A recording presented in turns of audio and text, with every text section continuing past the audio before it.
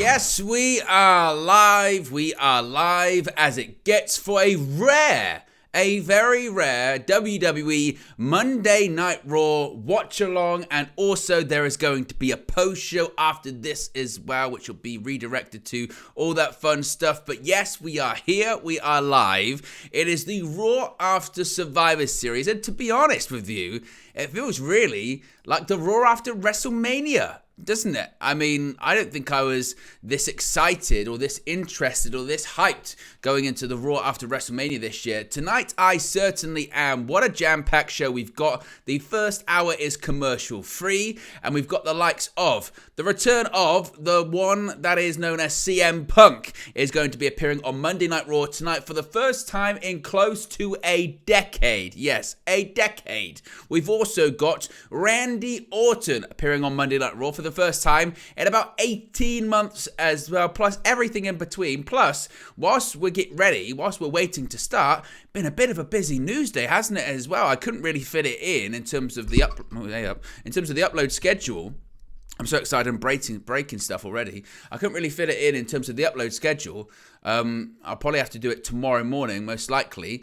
But we've got MJF. He's injured. He's going to be wrestling at World's End, but he's injured.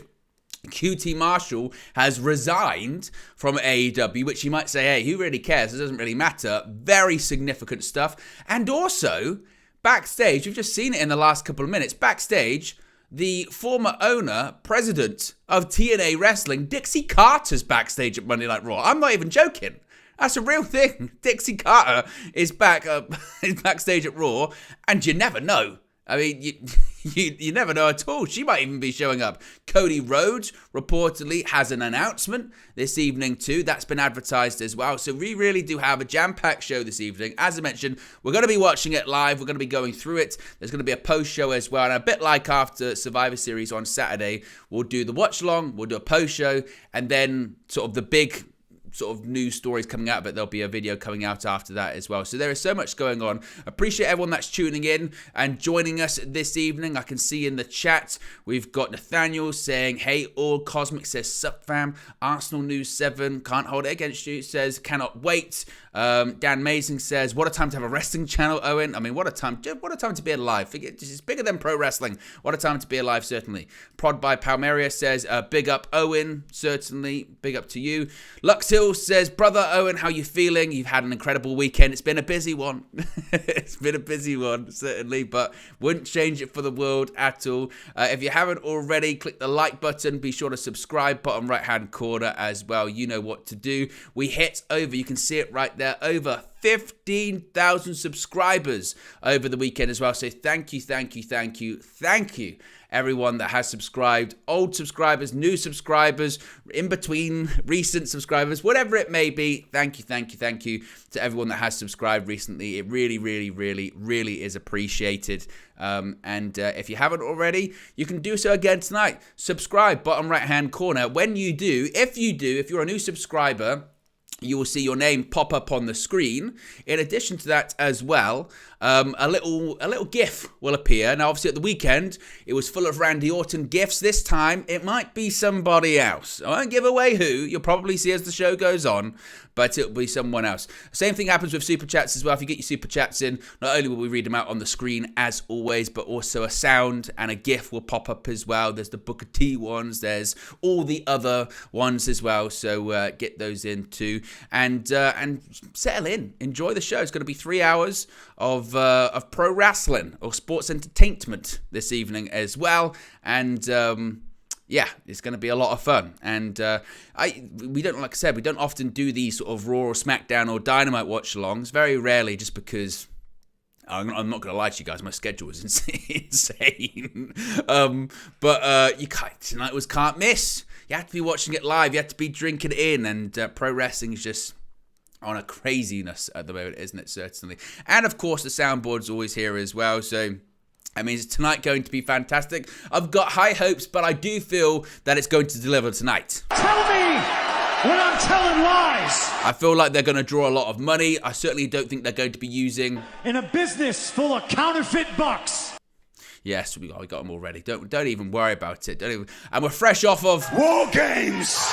or you can have just the more sort of polite War Games! Actually, it got more aggressive. I forgot which way around that actually went. But am I excited? Am I fired up? With everybody saying, yeah. That one. Yeah. I've got so many sounds. I've got too many sounds, realistically. But you can't have too many sounds, can you? What people in the chat saying as well. Arsenal News says, United View in the morning going, there will be content in the morning. You know me. I can do both. Not every night, but I can do both. Someone said to me in one of the comments on the video, I think it was maybe Sunday, someone went, Owen, when do you sleep, or do you sleep? And I said the answer is occasionally. Sometimes. When you've been doing this for long enough, and I don't mean this, like the stream stuff, just being a wrestling fan in the UK, if you've been doing it for 20 years, watching pro wrestling in the UK, you get pretty good at it in terms of the sleep, in terms of fitting in the sort of power nap, which is what I did about a couple of hours ago. Got a nap in for about an hour and a bit. Woke up feeling fresh, feeling ready, and we'll do it again. This is the dream. Absolutely is the dream. Can't complain at all, and I never will, ever. David says Cody gonna announce QT has jumped ship to WWE. What else are we saying here? Harry says, hey Owen, do you think wrestling has entered another boom period? Perhaps records are constantly being broken. I don't think it's entered. I think we've been in it for a while, honestly. And there's a lot of circumstance involved in it. You know, with the formation of AEW in 2019, absolutely helped the pro wrestling business. Competition is a good thing.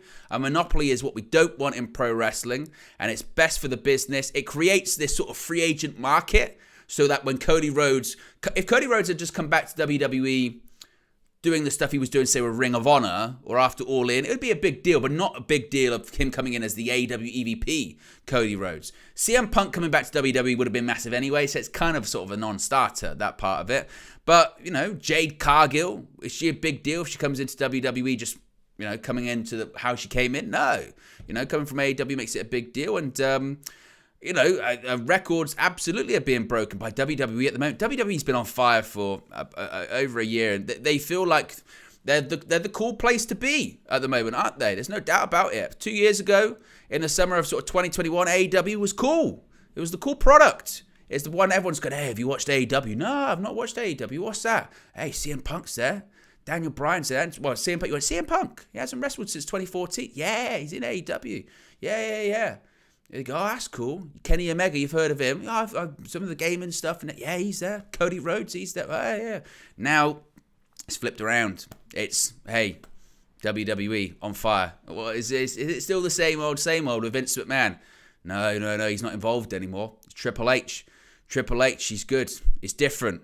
It's exciting. And it's true. Like, it absolutely is true. It feels like the place to be. And that's...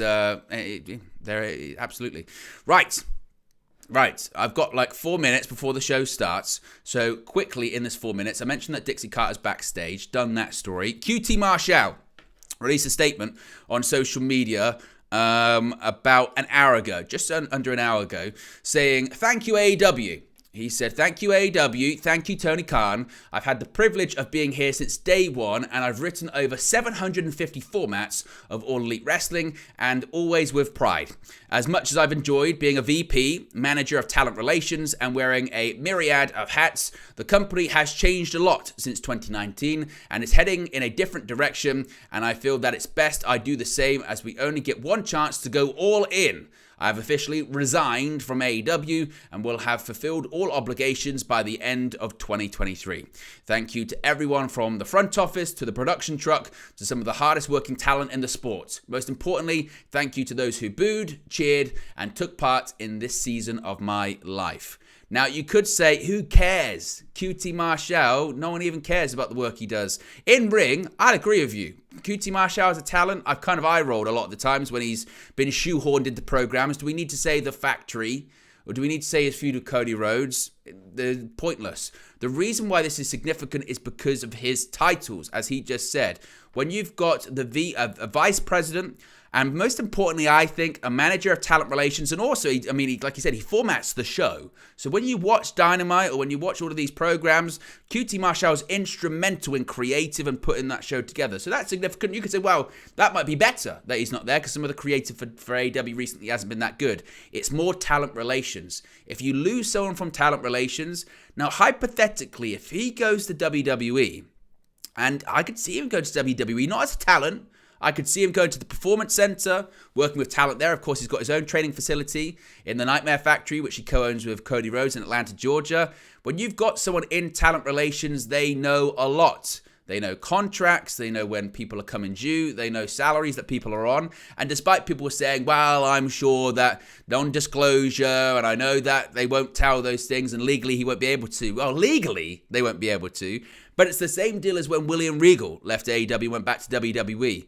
You know things. You've got an in. You've seen inside the hood of the car. You know important details. And I don't know if he'll go to WWE. Again, as a talent, I'd be flabbergasted to see QT Marshall on WWE programming. But as far as the Performance Center, as far as someone that could be part of the production staff, a producer, if you will, someone that could work in the talent relations department. Because remember, it's not just one person that just does talent relations. It could be someone that works within the department. I mean, WWE, I perceive, put it this way, I perceive WWE bringing Punk back at the weekend as really them smelling blood in the water. And them going, look, AEW's hurting at the moment. They can get Punk whenever, we can get him whenever we want. We can sign him whenever we want. He's always there. He wants to come back to us. We can do it out at Chicago and all that kind of stuff, but we can do it whenever we want realistically. And AEW, they're hurting right now. Maybe not, not in terms of they're not going to go away anytime soon or anything like that, but the gap between two companies has always been massive in terms of revenue and exposure and all that kind of stuff. But now certainly does feel, doesn't it, that gap is vast. Certainly, no doubt about that. But we're seconds away from starting on USA Network, over here, TNT Sports. I just hope, by the way, actually, as well, that TNT works, because the last couple of live broadcasts, they've had issues with sound and all that kind of stuff. But here's hoping, right? Here's hoping. But here we go. First hour's commercial free as well, guys, remember. So we've got a full hour of pro wrestling. As the cold open appears, now... Excuse me, I'll do it in time. Now, acknowledge me forever. Together. We've got over 66 people watching. If you haven't already, click that like button and be sure to subscribe as well. As Arsenal News says, feels like a Raw after WrestleMania. Certainly it does. Again, I don't even know what the target should be for this evening, for the stream. Let's just keep it small. Let's just say 15,170. If you haven't already, subscribe. See if we can get earlier on 15,170. We absolutely smashed the targets at the weekend. So I almost feel bad saying targets or anything like that, because you guys have over-delivered. And it is greatly appreciated. It really, really, truly is. It still flabbergasts me that, we're all together watching the same thing. Pretty cool for something that people tell you on a daily basis. You know it's fake, right? This whole thing, it's all fake. Really? I never knew. As we're just seeing highlights of the men's War Games match. And actually also as well, whilst we're going through the cold open here, guys, what's your predictions for tonight? Obviously, Randy Orton, we're just seeing Randy Orton return. Obviously, the part which kind of is overlooked, where Rhea Ripley and Judgment Day nearly did that fake cash-in. But what's your predictions for tonight? What do you think Randy Orton's going to happen with him? What do you think is going to happen with CM Punk, importantly? What's Punk going to say? Is anyone going to interrupt him? Or is he just going to have the microphone? Is he going to pop a pipe bomb? Is he going to talk about AEW? Is he going to talk about Tony Khan? I'm not sure legally he can, if that's what Tony Khan is to be believed in his interview with BBC earlier today. But what does Punk say? What does he do? Does he come out with Triple H? Does he say something about Triple H? Does he say something about Vince McMahon? Does Seth Rollins come out and interrupt him, and do they begin their feud?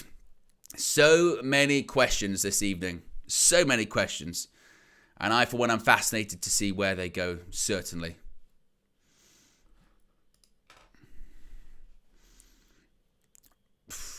And we're just seeing the Punker entrance again.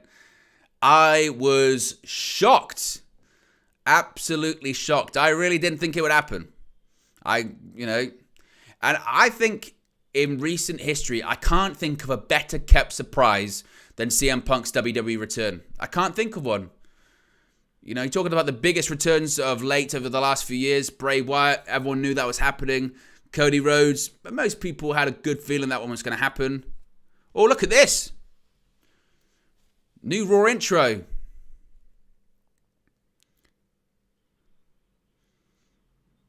Look at that. New intro, new graphics. Is CM Punk included in the video? I don't think he would be, because reportedly this was made like last week or something like that. Unless like last minute they've put him in.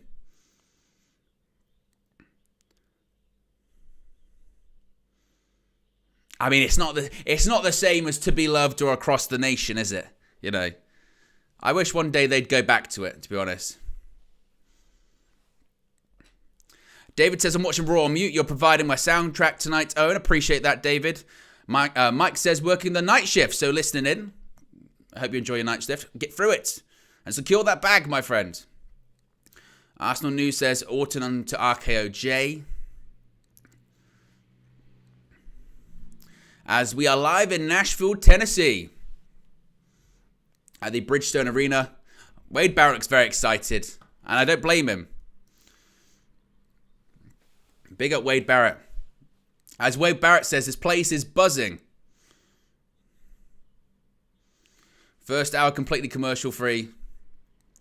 And Michael Cole, they released a video. Oh, look at this. CM Punk returns. Like the graphic doesn't feel real. Damn it. CM Punk returns Raw tonight. They released a video of the commentary reaction. And for those that said Michael Cole wasn't happy about CM Punk returning, what a load of nonsense, because he was very happy about CM Punk returning. He was dancing around. Corey Graves, maybe not so much, but he was very excited. Here comes Randy.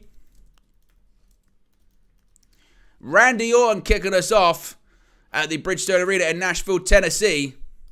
Almost a return that's kind of been forgotten about a little bit, I guess. But there is the Viper, a very jacked Apex Predator, by the way. He is absolutely ginormous. Look at the size of him. Oh, he's doing his best Brock Lesnar impression. Not a bad look for a guy that was told he might have to retire. He is back. After 18 months out of action, double fusion back surgery, he has returned. I mean, I kind of felt a little bit bad for him, you know, a little bit, because obviously his return was somewhat, very much overshadowed. But he says he's going to be around for 10 more years. He's signing autographs. Look at him. He's literally signing action figures. Look at this.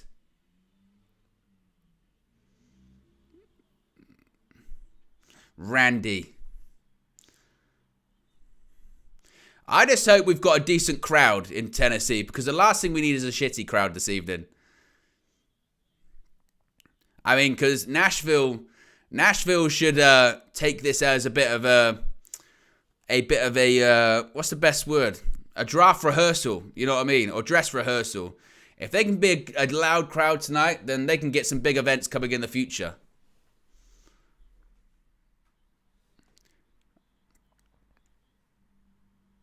I don't know what the tickets situation is this evening in Nashville. I still don't know that the tickets were available as of this morning, but I would assume they would have sold out. They must have.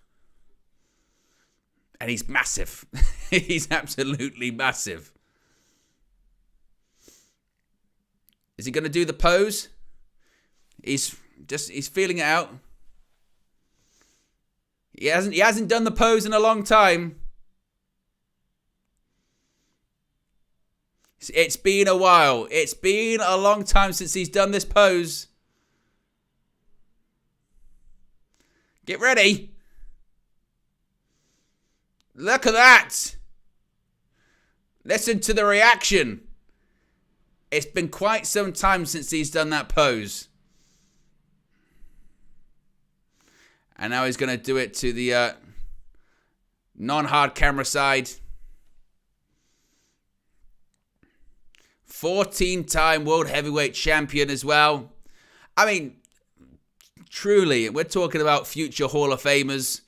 First ballot, should headline a class of his own. And he says he's still going to wrestle for a decade longer. You know how crazy that is? To say that, hey, he's had to loop the theme song as well. His entrance is that long. Good for him. Good for Randy. And the crowd just talking Randy.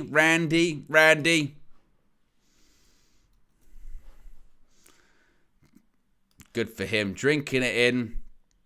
He deserves it, man. Coming back from what he's come from.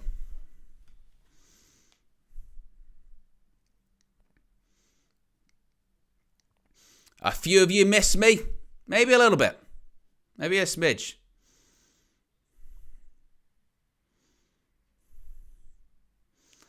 He says, I'm back. I'm back.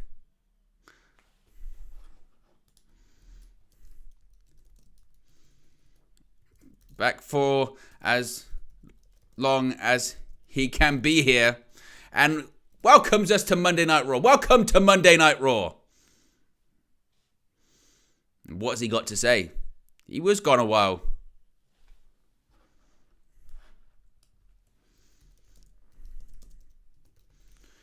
Crowd gives him the welcome back chance. Indeed, welcome back.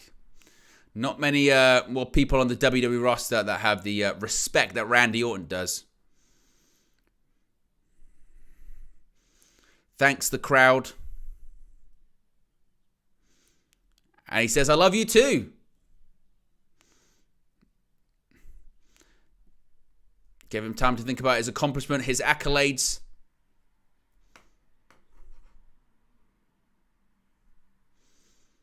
Says he doesn't want to bore you to death talking about his accolades because there are a lot of them. He's never done one particular thing that he'd never done. Compete in what, Randy? Compete in what? War Games! Yeah.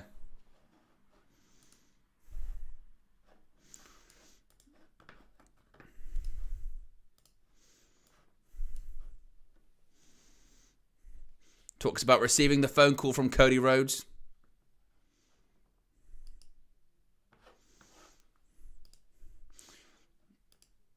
Talks about War Games being created by Dusty Rhodes.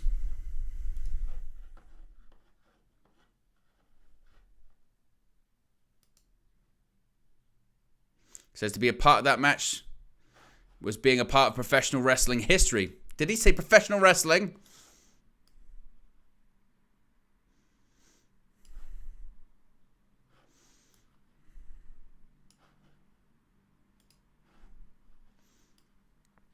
So he's got unfinished business to attend to. And the unfinished business has to do with the Bloodline. Oh.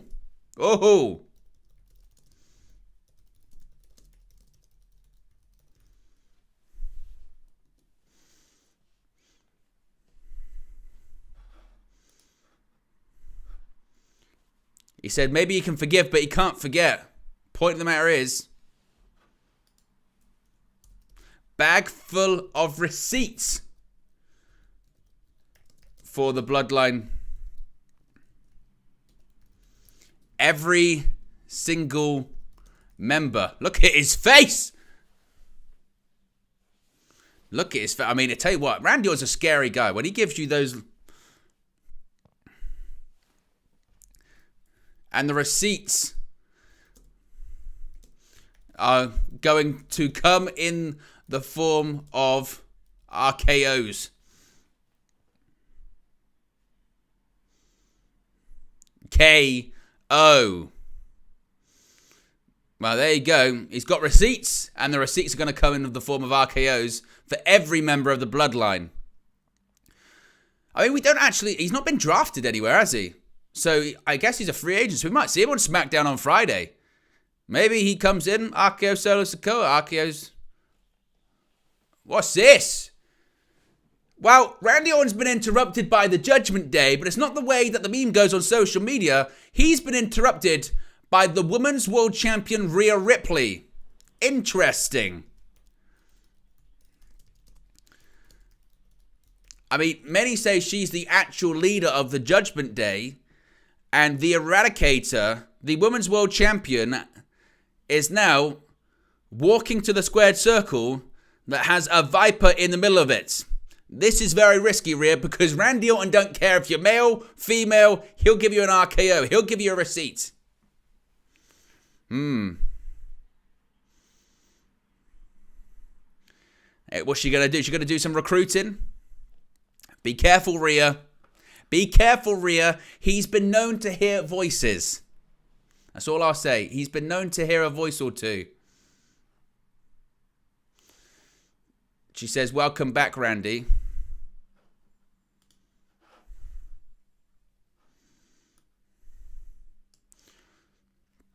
Talks about his performance at Survivor Series.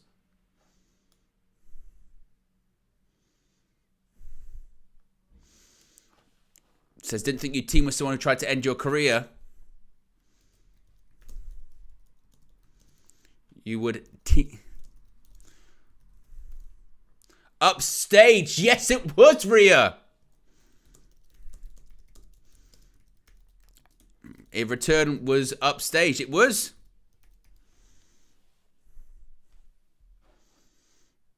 Saying look more dangerous than ever. Which he does.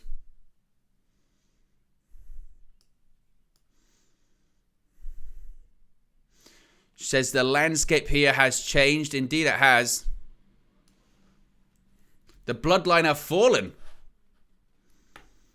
And the Judgment Day has risen. And the Judgment Day is the most dominant force in WWE. Well, they're on TV more often. There's no doubt about that. She says War Games was just a bump in the road.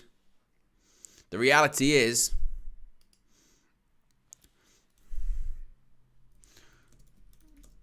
just a bump in the road. Starts praising all of the members of the Judgment Day.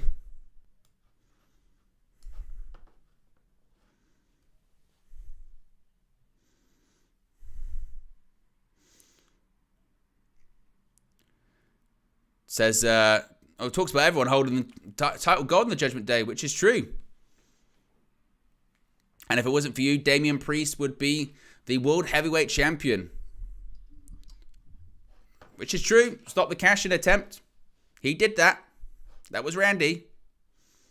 What's he like, eh? Old Randy. Enemies that could make his life a living nightmare. Did she say nightmare?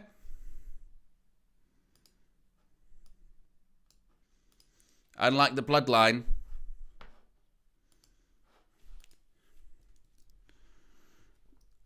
Crowd chant RKO. Threatens to put the Viper out permanently.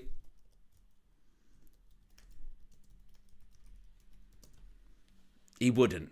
Would they have that? Coming back straight away, RKO Rhea Ripley. Talks about watching the product. Rhea this, Rhea that. Mommy this, mommy that.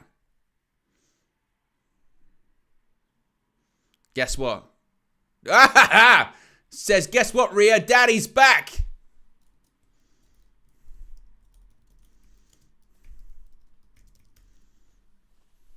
Well, I mentioned this during Survivor Series. This is the first time we've seen Randy Orton under the Triple H creative. The last time he was here, Vince McMahon was calling the show creatively. This is unhinged Randy. Daddy's back and he's giving her a stare.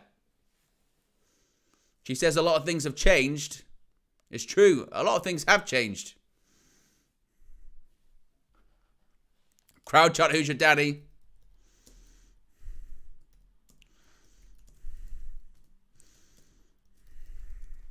What a chant. What a chant. What a segment, to be honest.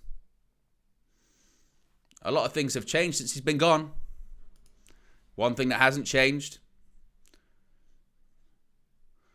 One thing that will never change, as long as he is here. Nobody tells Randy Orton what to do. Factual.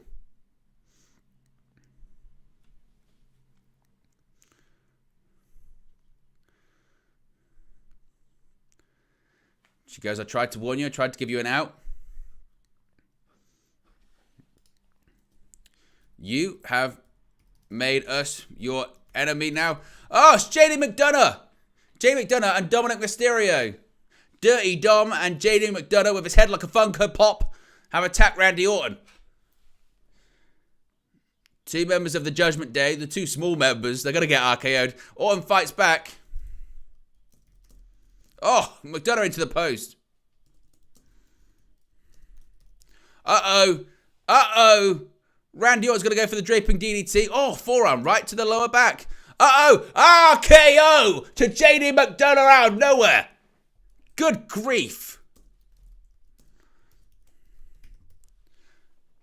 I thought he went for a cover. No, he's grabbed the microphone. Just like that. RKO. Boom. Don't go too far, Dom. As soon as he leaves this ring, he's going to find Adam Pearce. And he's going to make sure that he gets Dominik Mysterio tonight. Oh my! Randy Orton's back and he's facing Dominik Mysterio in a match. Tonight. What a segment. I enjoyed that one. RKO to JD McDonough at a match Orton's wrestling. First time in a year and a half. Be careful what you wish for, because you just might get it.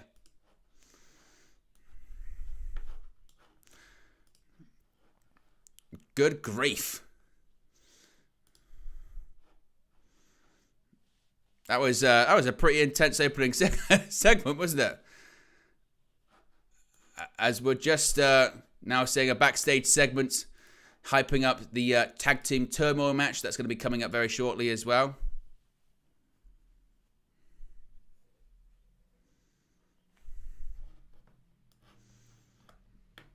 Maxine Dupree's there with Ivy Nile. A special guest. He sings Save Me with Claney Wilson. CMA award-winning, Grammy nominated, platinum recording artist.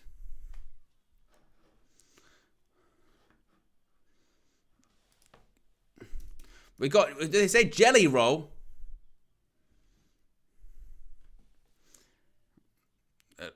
It looks like he's Otis's long-lost brother.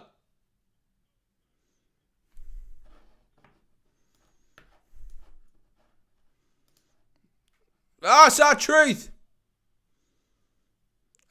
Our trizzle.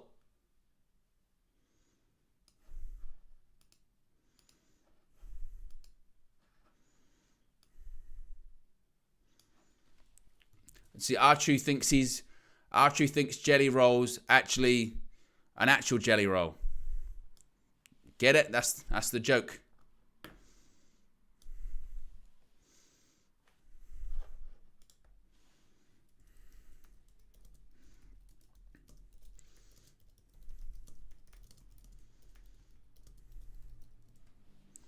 And Tozawa's doing a dance.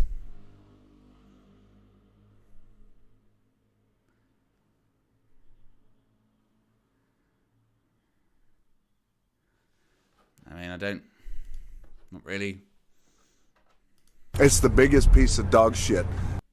Not really sure what that segment was. Not really. Don't really Don't really know what that segment actually really was. I mean, they say it's commercial free. It's kind of not. It's kind of not commercial free because they're now just doing a WWEshop.com commercial. I guess they mean no like proper commercials, but WWE commercials are the same. What are people saying about that in the chat about that opening segment? Matt says, poor start in my opinion, but it says, love Randy. I thought that was a fine opening segment. Crowd was into it. And I don't think it felt like there was a lot of Randy, go out there, say what you want to say, you're back sort of thing.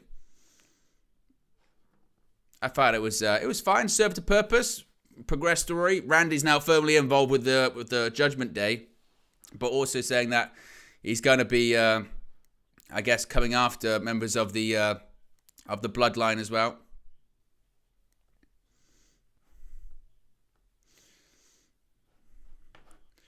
And of course, Randy Orton, they're just running through what happened at Survivor Series now as well.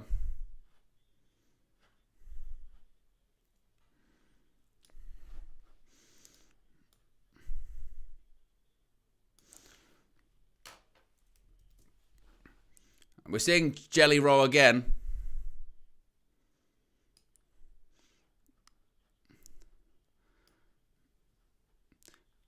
And we're going to be getting a Tag Team Turmoil.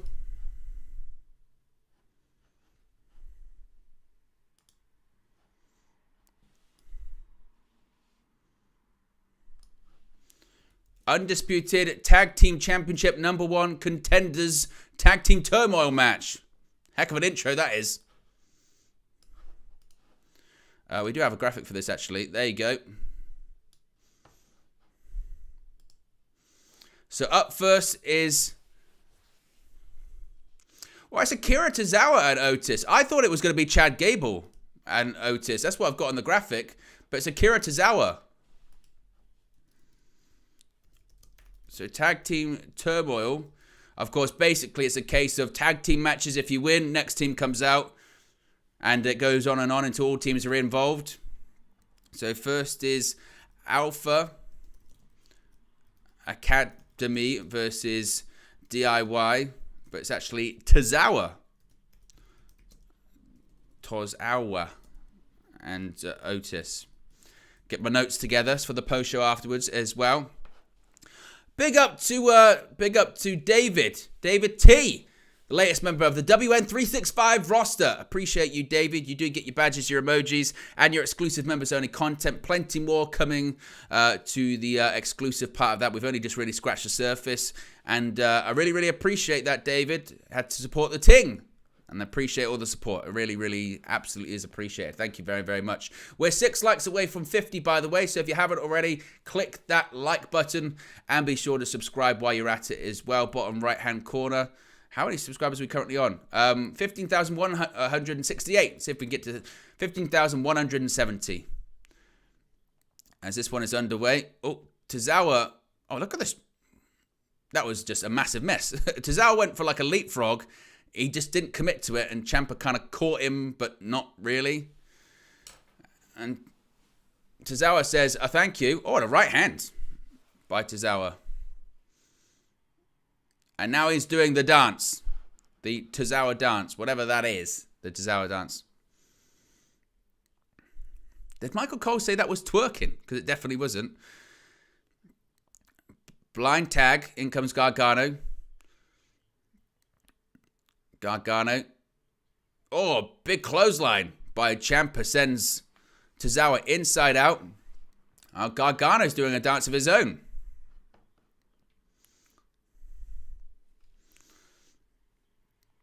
There's a chop by Gargano in the corner. Hits the ropes. Oof. Gets his foot up. Second. Oh, he went for a crossbody Gargano and he actually got counted into a... got the knees up, did Tozawa. Tozawa climb. There you go. And in comes Otis. One of the best hot tags in the business. Here he goes. Look at him. He's a walking Hasbro figure. Oh, look at that forward roll. Oh. I love Otis, man. I don't know if I've ever seen anyone built physically the way that he is. Oh, back elbow. Judas effect by Otis. Otis effect. Oh, once again, reverse elbow. Splash in the corner. Maybe he's thinking caterpillar. Oh, no. He ripped the shirt. Get ready for it. Tozawa's trying to rip the shirt. He can't do it. He's not strong enough. There you go. Otis has ripped it for him.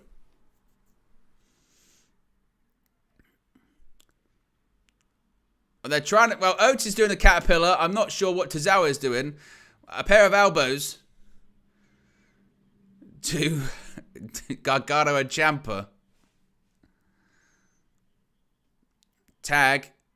And Otis is getting Tozawa up on his shoulders. Look at this. Look at the strength of Otis. Oh, super kick. Oh, that was meant to be a knee to the jaw of Tozawa, but Ciampa kind of screwed that up again. A bit clunky, this start one. And DIY now going to go... Oh, meet in the middle. And that's going to be that, I think. 2, 3. And there we go. Meets in the middle on Tozawa. And in come Indus Sher.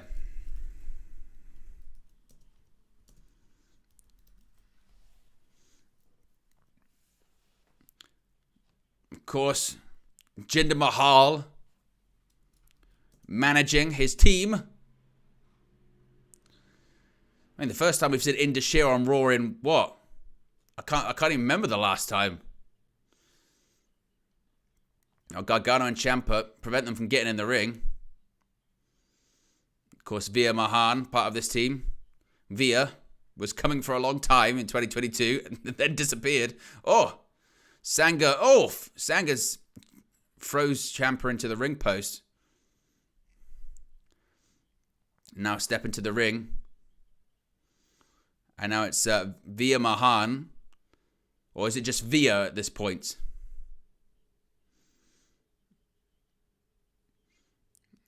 But Jinder Mahal in a managerial capacity. Former WWE champion Veer Mahal, by the way.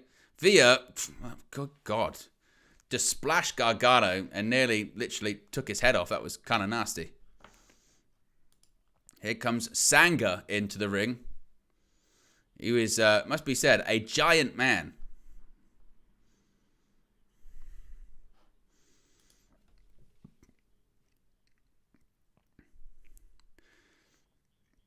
In comes Veer once again. Gargano's on the apron. And he's looking to pull him in. He's over the top rope, actually. Oh! Big knee. And just Gargano just flies into the ring. Sanga and Veer fully in control here. We're 8 likes away from 60 likes, by the way, guys. So if you haven't already, click that like button. Be sure to subscribe as well. Bottom right-hand corner. Just 1 subscriber away from 15,170. Gargano goes for the roll-up. 2, 3. Gargano rolled up Veer.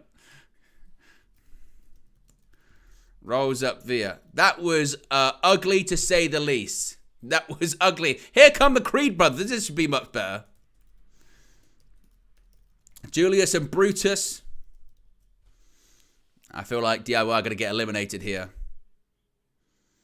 Former NXT Tag Team Champions. A pair of former NXT Tag Team Champions here. Of course, DIY. Former NXT Tag Team Champions. Creed brothers actually have a victory over DIY as well.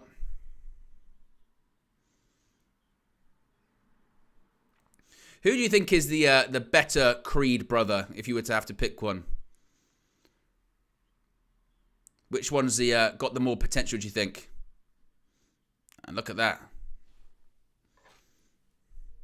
As Ed says, like, subscribe, comment, and share. You know what to do. Oh. It's now been confirmed. Randy Orton versus Dirty Dominik Mysterio is official. One would assume CM Punk is going to be closing the show. And a pair of fireman carries. And Tommaso Ciampa being caught off. Julius Creed in the ring at the moment. Ed says Julius. George says Julius. I would tend to agree. Julius is, I think, the one with a lot of potential. I mean, they're both athletically just unbelievable. Proper collegiate athletes. But I think Julius has got more of the look. More of like the aura about him. I think both kind of struggle a bit on the mic, but they'll get there certainly. But if you had to pick one as sort of breakout singles potential, I think it's definitely Julius. In comes Brutus. Clothesline by Johnny Gargano. Step up into Zaguri. Gargano chop in the corner. Oof. Gargano, which is bulldog into a clothesline.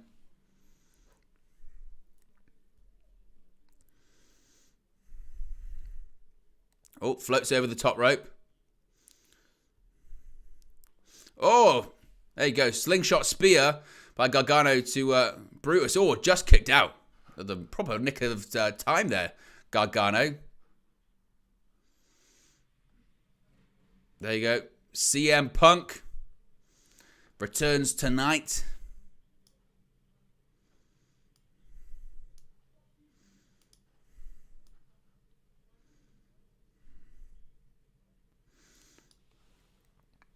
Polarizing, controversial Punk is back in WWE. It still is just wild to say, isn't it?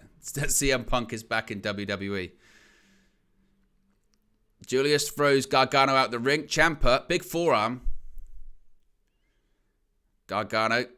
Oh, forearm by Brutus. Match so far, a bit clunky, to say the least. Even this has had its moments. Oof. What was that? Ciampa goes fate first and broken up by Gargano.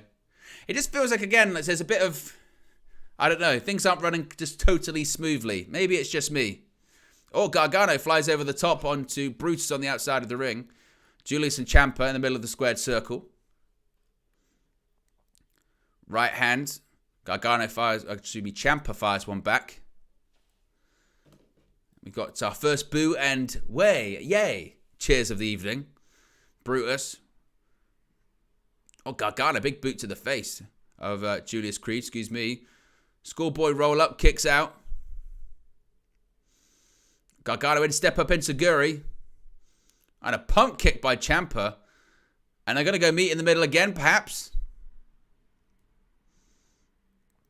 Maybe meet in the middle. Oh, and Brutus intercepts Julius. Just picks up Gargano. Powerbomb. Is this going to be it? No. Second. And puts him up into a fireman's carry on his shoulders. Brutus is little. Get ready. I think we're going to get Brutus bomb. Brutus bomb. Oh, Brutus ball off the top. 2, 3. And the Creed brothers have defeated DIY. And here come the New Day. I think, look, the Creed brothers got a huge amount of upside. We saw them have great matches in NXT. That probably wasn't their best example. That wouldn't be the match you would probably show people to go, oh, how good are the Creed brothers? Oh, watch this match. It wasn't amazing. Here come the New Day.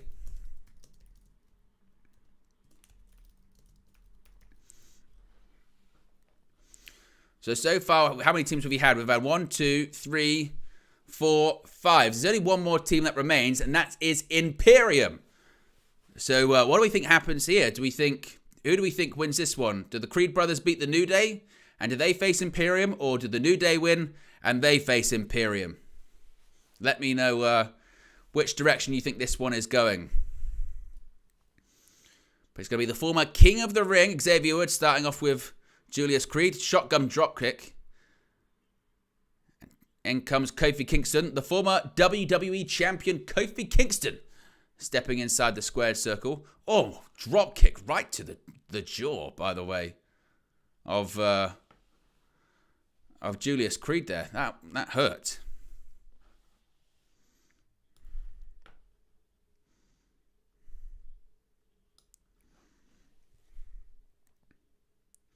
I just, even hearing Michael Cole on commentary say the return of CM Punk on WWE programming.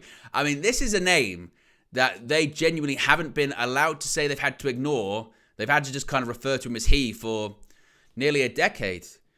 I mean, I remember when Punk came back, well, when he signed with Fox to do the WWE Backstage stuff on FS1 in 2019, they had 1 week when they, like, on WWE programming, they said, oh, CM Punk's on WWE Backstage. And then after that, they just didn't mention it again.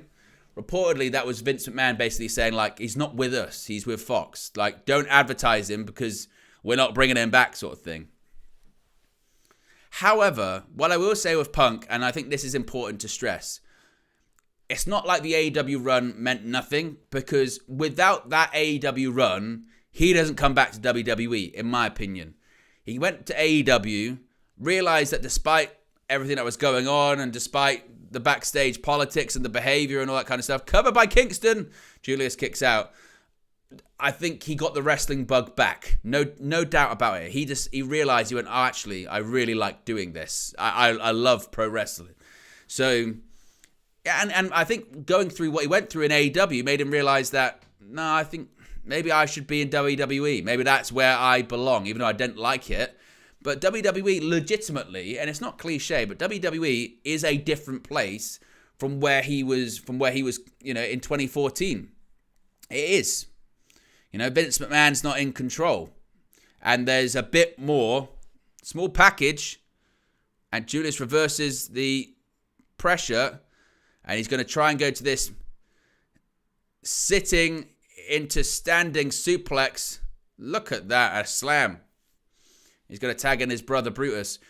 Yeah, WWE is different. But certainly creatively, there's a bit more leeway.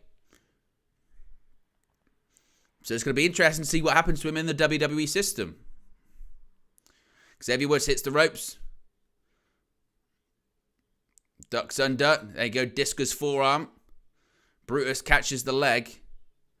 Oh, beautiful. Suplex. T-bone. Exploder-style suplex from Brutus Creed. Two-time NCAA All-American. And this is part of WWE trying to recruit collegiate athletes. Just these unbelievable athletes. Oof. Brutus with a suplex to Woods. I feel like it's just, again, in a couple of these matches, some of the bigger spots they've tried haven't sort of completely come off. Maybe it's just me and I'm being sort of hypercritical. I don't know if you agree with me there, guys. But it just feels like some of the bigger set pieces that they've tried to do just haven't, you know, worked out. Standing moonsault by Brutus, unbelievable. Oh, standing shooting star press by Julius Creed. And Xavier Woods kicks out. One thing's for certain, the Creed brothers are absolutely unbelievable athletes. They are the definition. They're probably what you think of. When you think of like collegiate athletes, you think about two like this. Again, NCAA, you know, champions, just can basically do anything physically. And there's a tornado DDT by Woods, and oof, Brutus just kicks out. Xavier Woods trying to fire up. Crowd chant for New Day. New Day rocks. How wild is it, the New Day? It's still going. I was thinking this earlier on when it comes to Punk, because the sort of Punk reference is on everything at the moment, isn't it? But the New Day wasn't even a thing when Punk, was last there. Because the New Day was founded, double stomp on Brutus, and Julius breaks it up. But when Punk left in 2014, the New Day hadn't formed yet. They formed in, when did they form? Was it late 2015? Not 2015, late 2014 maybe? Late 2014? Because they were going in 2015 because they were the champions. They won the titles at SummerSlam that year. So maybe late 2014, but certainly not when Punk was there.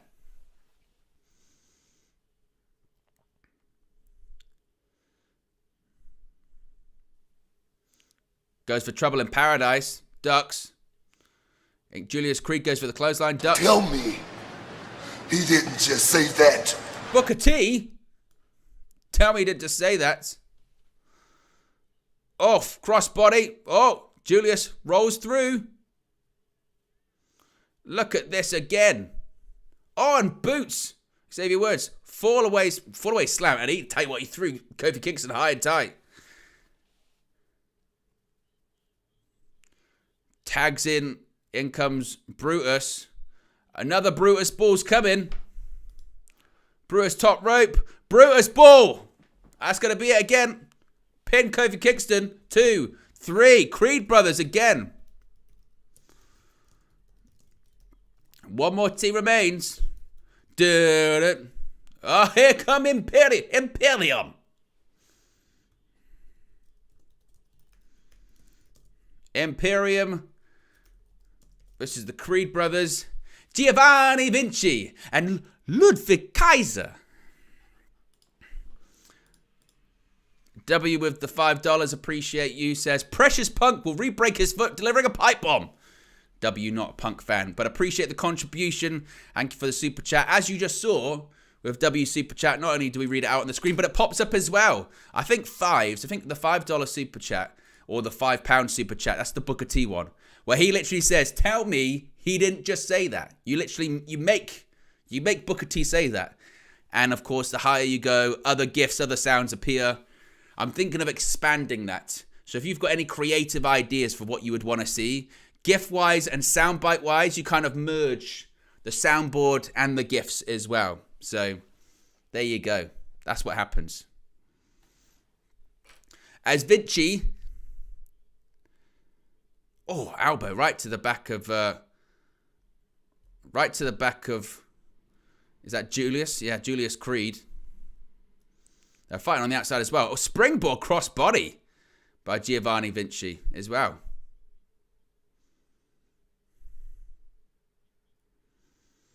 I think they're brawling on the outside of the ring too. Oh, short arm clothesline. And that was stiff, to say the least. And then comes Ludwig Kaiser. They have been sort of teasing some dissension within Imperium in recent weeks. And Julius is trying to fight back. The number's too strong. Oh, spinebuster. Oh, PK. Kick right to the shoulder. Imperium in control. Of course, this is the final team, as far as I'm aware. Might be another team. You never know what they're going to go for.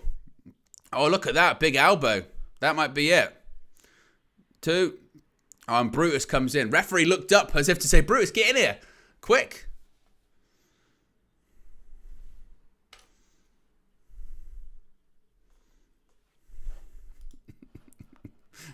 I can't read out that one, Cosmic, man.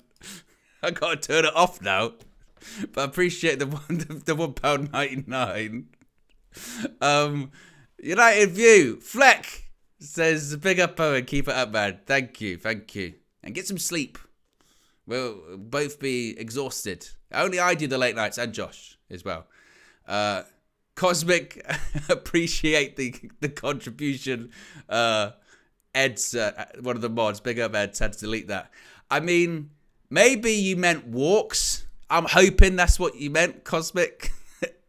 But maybe you've been done very dirty. I mean, very dirty by autocorrect in that one. But it has tickled me. It must be. I'll give you benefit of the doubt, yeah? I'll give you benefit of the doubt. That's the risk. It did pop up. But I think it came up as deleted. So there you go. You nearly got your moment in the sun. I had to turn it off, though. You know, I mean, it's late. We can say a little bit, but hey, it's a PG Raw. So we've got to be a fairly PG stream. As we're just seeing in the ring, Ludwig Kaiser taking down Brutus Creed. Oof, right hand by Giovanni Vinci.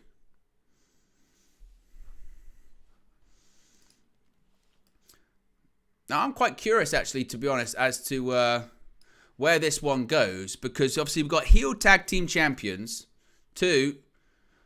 So you would think the babyface tag team would probably win this, right? And the story is like Imperium might be splitting up, or certainly Vinci and Brutus. Vinci and Kaiser have been arguing in recent weeks, so maybe that would play into that as well.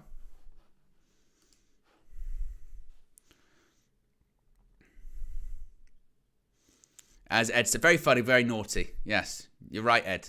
Get a yellow card. I'm going with the Cosmic didn't mean it. That it was, because we're talking about the difference of a letter, aren't we? W-A. The difference between an N and an L. Maybe. Either way, it's not nice. Belly to belly suplex by Julius. And another one to Vinci as well. And nip up twice in a row. And a third. And another nip up. He just nipped up 3 times in a row. Oh my God. 4. Oh, good God. That's 4 nip ups in a row. Maybe the double. Oh. Double Northern Lights. And a kip up there as well. This guy's a freak athlete. He's a freak. Freak athlete. Oh, unbelievable. Yeah! Cover. Oh, broken up by Giovanni Vinci.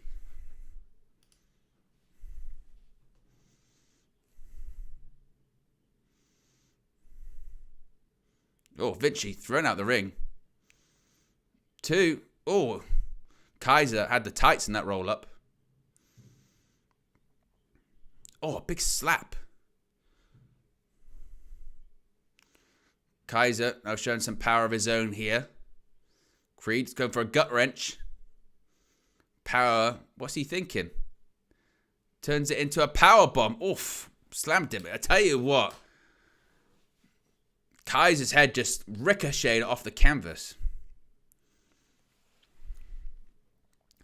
Maybe we're getting the third Brutus ball of the evening. Kaiser's up on the shoulder. Oh, rake to the eyes. And Vinci, just shoved Brutus off the top rope. Oof. Into the ring post. Discus clothesline by Kaiser. In comes Vinci. Double team they're thinking here. All right, hurry up. Oh, no. Oh, he screwed it up. I mean, it was a botch. I mean, the recovery was pretty good. Superplex.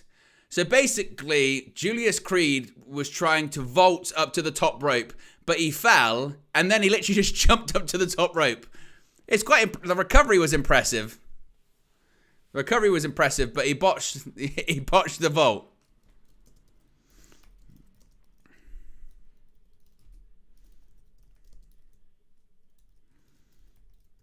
Now, Vinci's up on the top rope. Got to go for a Brutus ball again. He's taking his time. Brutus ball. Oh, I tell you what, he might have hurt his arm. He's shouting cover, cover, cover. 1, 2, 3, and he wins.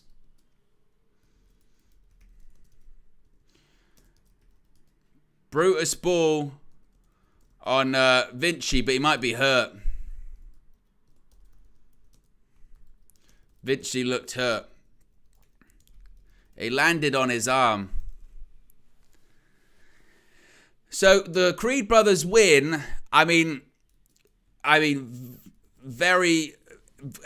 just the match in general actually was quite clunky. I felt like the Creed brothers just throughout the match were trying to do so much impressive stuff. But yeah, he landed on his arm, and you could visibly hear the referee and Vinci shout, cover, cover, cover. What are we going for here? Oh, this is still the replay. I'm not sure why we're going for that replay. That was a mess. Nevertheless, they're celebrating in the ring. I think Vinci's okay. He looks to be okay. Well, he's still holding his arm. It was a nasty, nasty landing. But the Creed brothers, #1 contenders.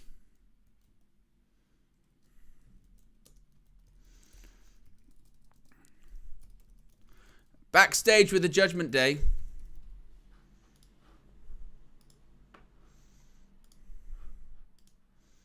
Finn Balor says can't take the Creed brothers lightly.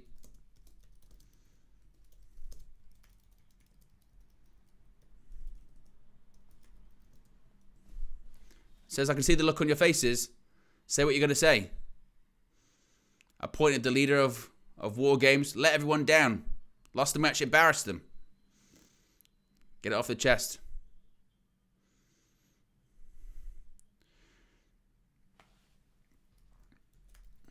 Priest says, I know you want to say something.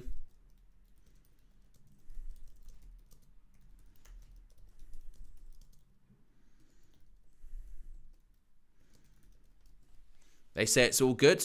And he says, is that real? You're very paranoid, Damien.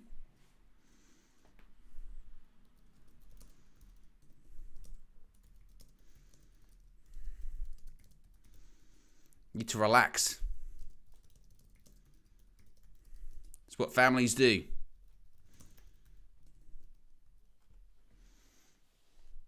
On the subject of family, ask how JD is. Still getting checked out by medical. It's going to take a while. Says maybe you should check on him.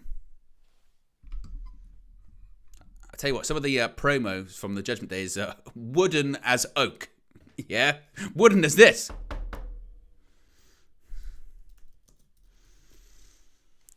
Coming up next is the American Nightmare, Cody Rhodes. And by all accounts, he's got an announcement. What's the announcement going to be? Ask the question.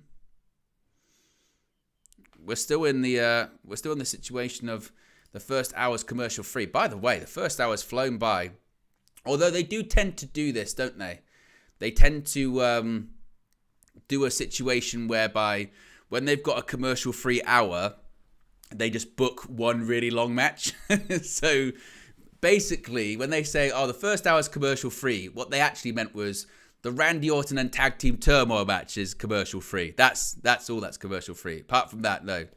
And we got our first commercial of the evening. So there you go.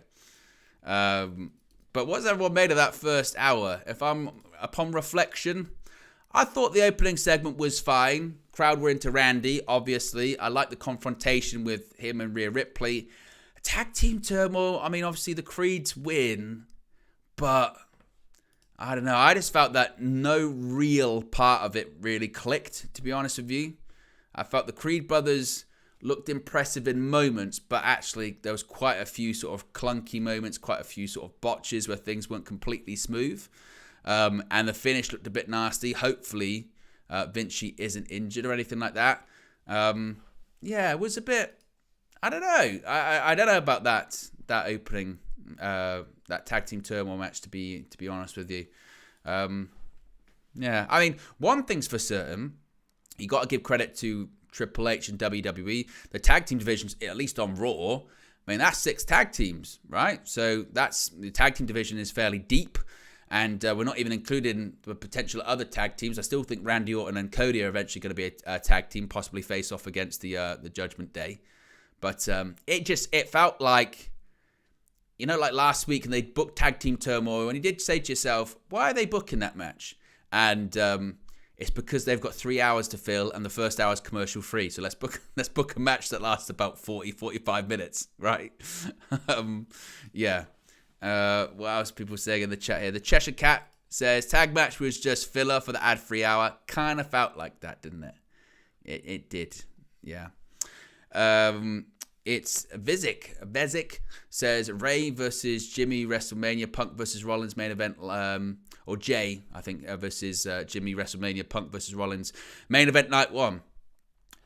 I'm interested to see if it's Rollins versus Punk at WrestleMania, because part of me feels like it could be earlier.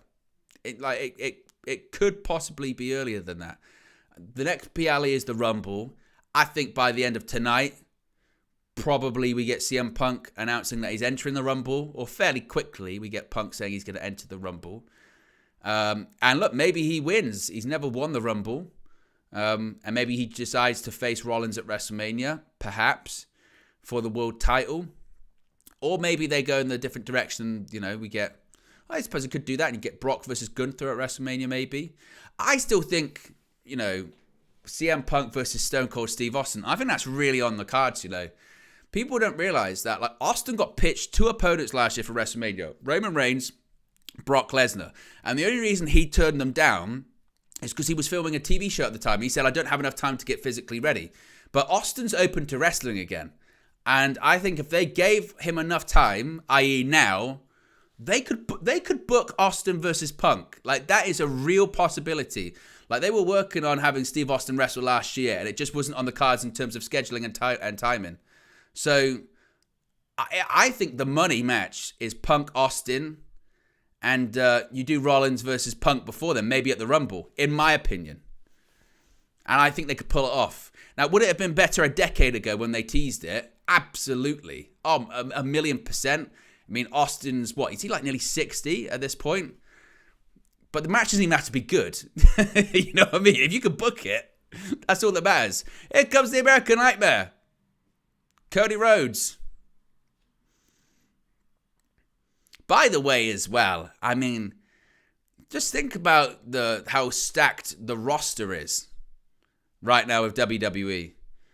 You got Cody, you got Punk, you got Randy Orton, Seth Rollins, Sami Zayn, Finn Balor, Damian Priest, Roman Reigns whenever he's there, LA Knight. It's pretty strong. But here comes the American Nightmare. If you haven't already, guys, click the like button. 1 like away from 60 likes. And 2 subscribers away from 15,170. If you're a new subscriber, you should pop up on the screen with a new subscriber GIF. And look at Cody's now signing his stuff. Randy, I mean, that guy, the kid's an autograph hunter. He got a signature from Randy. Now he got one from Cody. I bet Punk's thinking of, I've got to sign it now.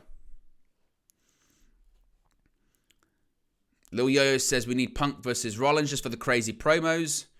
Red Devils 99 says Owen doing a Raw watch along. Has Punk, Seth or Drew showed up yet? No. I think the way that it's looking is that Punk's going to probably be the main event segment. Randy Orton set to face Dominik Mysterio. That was announced after the opening segment. So Randy Orton is wrestling for the first time in 18 months on Monday Night Raw. Ed says, I think Austin needs a better worker to help carry him in a match. Punk's lost a step from what I saw in AEW. I was also thinking that a little bit as well. Maybe he might be a bit worried about maybe having someone a bit younger in there to help him. But Punk's very experienced. And Austin, I think, wants people in there that feels that they can protect him and he can trust. Say what you will about Punk, but Austin would be able to trust him to keep him safe. What a reaction for Cody Rhodes.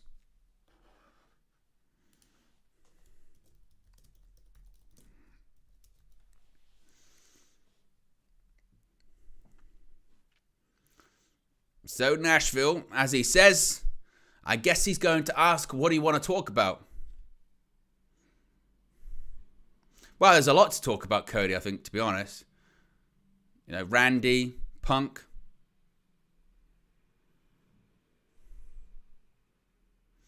He says so many stories stemming from this weekend. No doubt.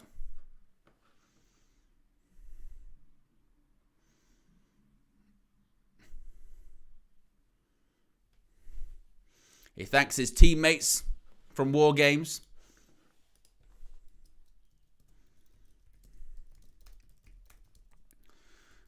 Sami Zayn, Jey Uso, crowd chant yeet.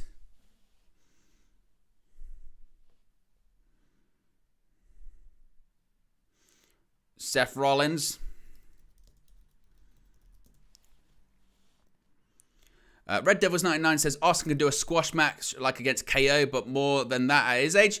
Well, I don't think it was a squash against Kevin Owens. It was to be honest, that match that he had with Kevin Owens was actually quite similar to some of the matches he was having during the Attitude Era, which is a brawl through the crowd. It's a smoke and mirrors match. But he also said that he didn't, he trained for that match specifically. So if he was given more time, he thinks he could do that kind of, proper match. I don't know.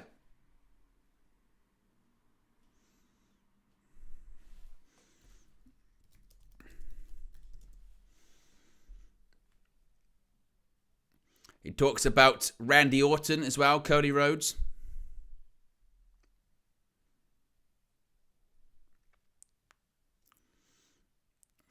Cody Rhodes getting tears in his eyes, saying in his dad's match. Crowd chants Dusty.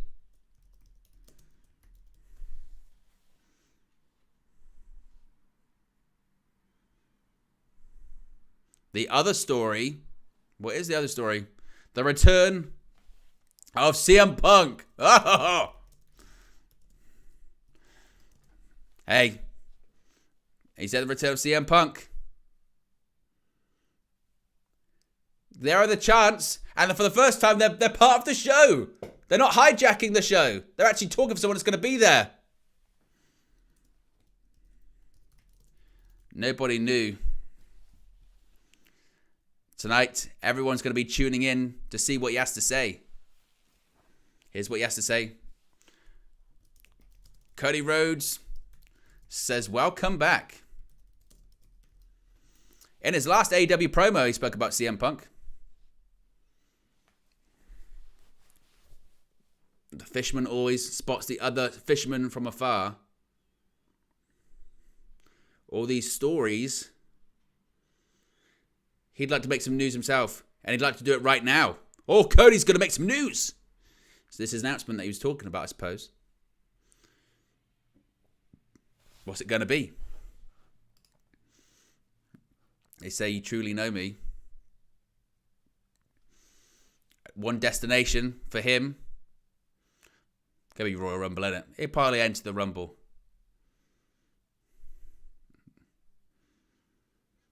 Granted the authority by Adam Pearce.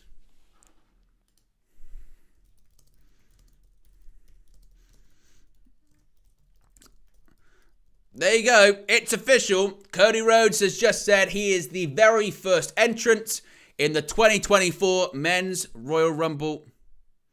I tell you what, there's a spotlight. What's happened here? What's going on here? Oh, wow. Shinsuke Nakamura has appeared on the Titantron. Cody, you are a brave hero who has won his battle. Now you say you need to continue your story. But I need you to set me free. Awaken me to evolve.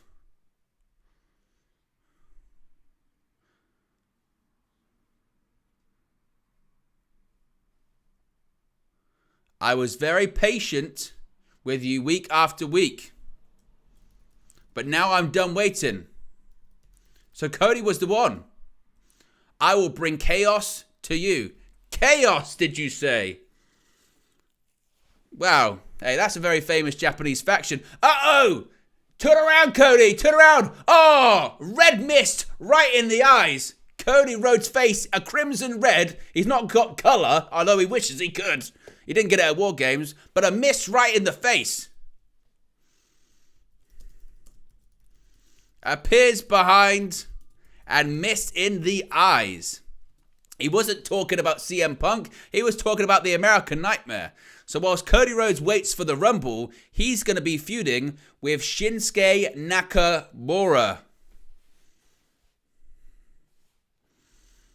Those promos, the production are great.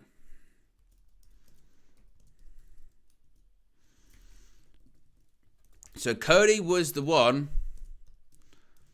Nakamura was talking about. Well, this is clearly building, I think, to like a big TV main event. Not now. Maybe before the end of the year or something like that. Maybe in January before the Rumble.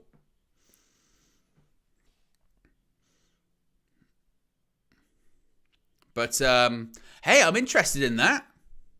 He's ruined his suit. And it does look great with the Cody Rhodes bleached blonde hair, doesn't it, as well? The bleached blonde hair. Oh, yeah. They're saying an unforgettable SmackDown on Friday. They did just show Randy Orton and CM Punk, so are they saying that Punk and Randy are going to be there?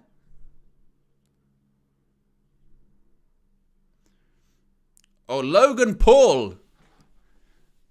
The Maverick Logan Paul looks for his first challenger. Logan Paul's going to be on SmackDown on Friday from Brooklyn. So Logan Paul on SmackDown for Friday. Add that to my notes. On United States Champion Logan Paul, excuse me. I enjoyed that segment. I enjoyed that. I mean, straight, simple, to the point.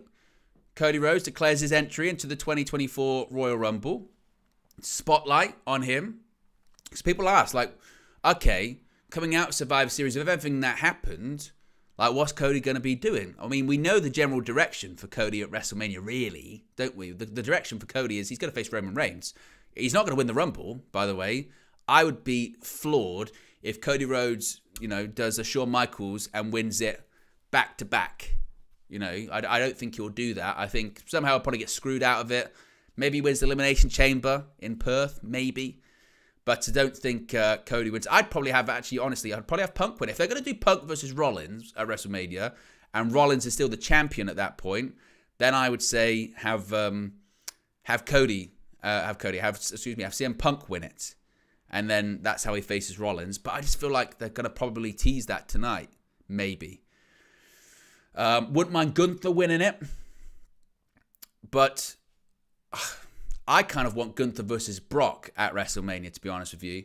I'd love to have Gunther versus Brock at WrestleMania and Gunther win. And have Punk versus Rollins without the title. Because the match doesn't need the title at all. Like, it doesn't. It doesn't. The match between Punk and Rollins, there's no need for it to be a world title match. It's irrelevant. The feud sells itself. So Cody's in the Rumble, but I don't think he's going to win it. But in the meantime, look, you've got to have a TV feud.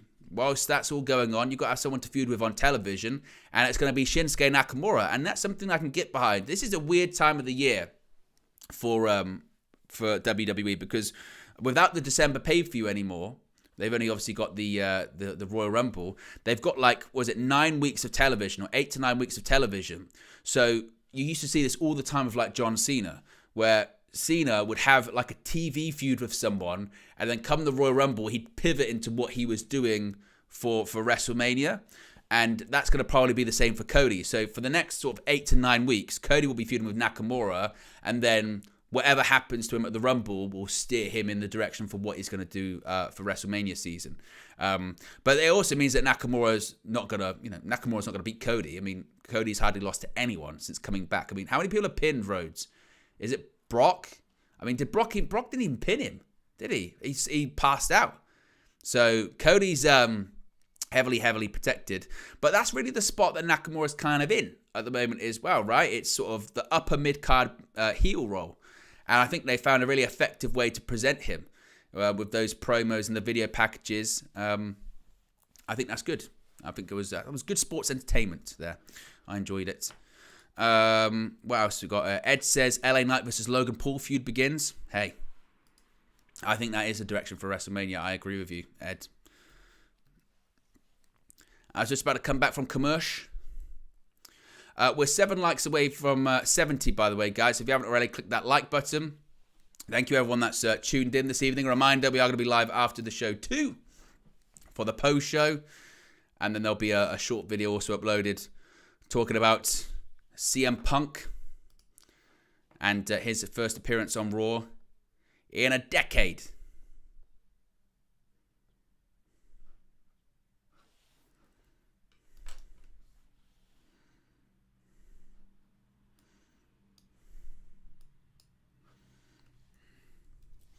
So after he declared for the Rumble, he was attacked by Shinsuke Nakamura. Do you remember when, for a while, they're calling him the Rock Star, weren't they? The Rock Star. Does anyone know what the mist actually is? Is anyone going to put that in the chat as to what actually the mist is? Let me know if you do indeed know what it is. And once again, a special thank you to Living Colour for Cult of Personality, the remastered 2023 edition, CM Punk's theme. I mean, that came out literally the day before Survivor Series, or the day of Survivor Series. CM Punk is back. Lil Yo-Yo is correct. It's food colouring. Food colouring in a little capsule. Bite into it. Spray it out.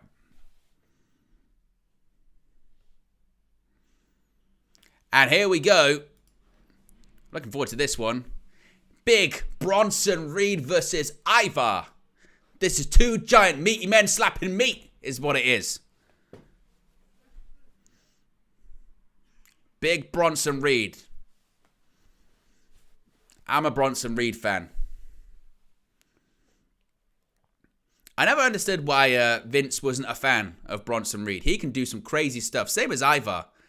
This is two super heavyweights that are able to just fly around the ring. It's very impressive. Lil Yo-Yo's right, exactly. Booker T settings. No bread, no water, just meat. I mean, you know what? I need to steal Booker T's little graphic. This is the shucky ducky quack quack moment of the evening, folks. And it pops up, and there's the little duck with Booker T's hair on the back of it. This is the shucky ducky quack quack moment of the night, folks. Put it up the screen. I gotta make a note of it. Where's my notes? To do. I put it on my to-do list. It's very important, by the way, guys. If you want to be productive, write yourself a daily to-do list. When you wake up in the morning or do whatever you need to do, you're getting up or you're commuting to work or you're having your cup of coffee, always write a to-do list. And then you have your direction for the day, and also you have something to reflect upon. If you're struggling like me sometimes, I do this all the time. I get to the end of the day and I go, have I done anything today? Have I wasted the day? Have I achieved anything today? And I look at the to-do list and I say to myself, you know what? I have done things today. I haven't achieved things for today. And things that I haven't done, I go, right, next time I need to make sure that I do more than that. I have a to-do list. And added to it is my shucky, ducky, quack moment. Basically, I need to steal the graphic. But we'll do it. But we've been adding some new graphics to the channel recently, by the way, guys. I hope you've liked them. We've been adding in a bit of stock footage as well, which people have enjoyed. Obviously, the graphics for this watch along and the post show graphic has changed too. So, I hope people are enjoying that. The bell rings. We are underway.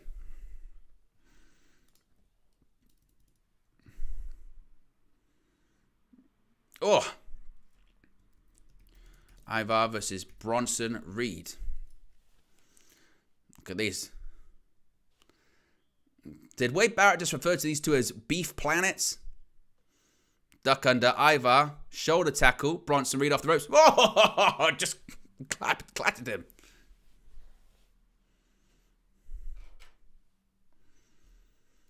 Oh, elbow drop.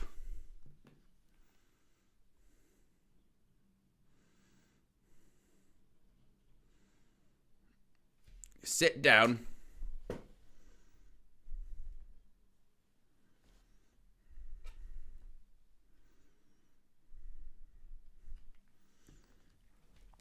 Neil says it was likely originally planned that Punk would start the show, but Punk is threatening to say things that creative doesn't agree with him saying, and he won't back down. There might be a fist fight. Now, Neil, come on. Let's not do the whole my face when I'm spreading misinformation on the internet. Because I think since very early on in the day, it's been planned that Punk was going to main event the show. Oh, look at that spin kick by Ivar. Oh, look at that. Oh, and they did the fuzzy graphic on the LED board as well. Ivar dominating as Raw rolls on. Yeah, the reason Punk's main eventing is because with Raw being the way it is with the 3-hour format, traditionally what happens is your most viewed segment is the opening segment of the show. And then as you go through hour 1, 2, and 3, it tapers off. And then most of the time you sort of lower some of the lowest viewed segments of the show can be just before the main event, or certainly the lowest sort of viewership comes in that third hour. The third hour is death on Monday Night Raw. So with stuff like this, it's when Edge came back in 2020. They stick the person that's got the most buzz into the final segment because they want to keep people watching as long as possible.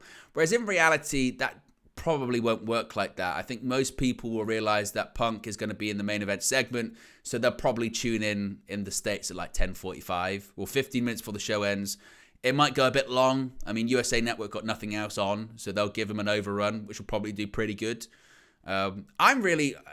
This is my kind of hope when it comes to Raw, because of course we still don't know where it's going to be in October 2024, and the likelihood is that it's not going to be on Raw. It's not going to be on USA Network, right? It's not going to be on USA. So where it's going to go, there have been rumors it might go to FX.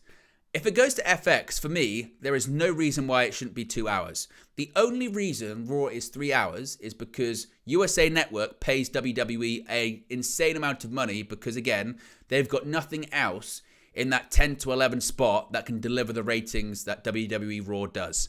So they said to WWE over a decade ago, 2012, hey, can you do an extra hour? And they went, absolutely not. They said, we'll give you this amount of money. They said, absolutely, we can do it. So I think if Raw does go to FX, logic would suggest it goes down to 2 hours, which is best for everyone. The concern, though, should be that because SmackDown's on USA, that third hour, that indeed could become a thing. I hope not. I really hope not, because 3 hours of weekly television is just too much. Like the perfect sweet spot for me, the perfect sweet spot in pro wrestling programming, 2 hours. Sometimes even one. You can have an unbelievable 1 hour pro wrestling program. NXT on the WWE Network back in the day, they got the 1 hour fast paced stuff down to perfection. Like 3 segments or 4 segments, a couple of matches, couple of promos, get in, get out, left you wanting more. 2 hours is fine. 2 hours is fine as well. That's kind of the sweet spot. But 3 hours, it's just way too much. Way too much. Not that you can't have a good 3 hour show, because you can. And I liked it in the past where you would have most of the time 2 hour Raws, but an occasional 3 hour for a big event. No problem with that whatsoever. But every single week, no. Because you just fill time. You do what we had in the first hour. You have to fill time. And eventually it can get a bit draining, realistically, can't it? We're just heading back from commercial.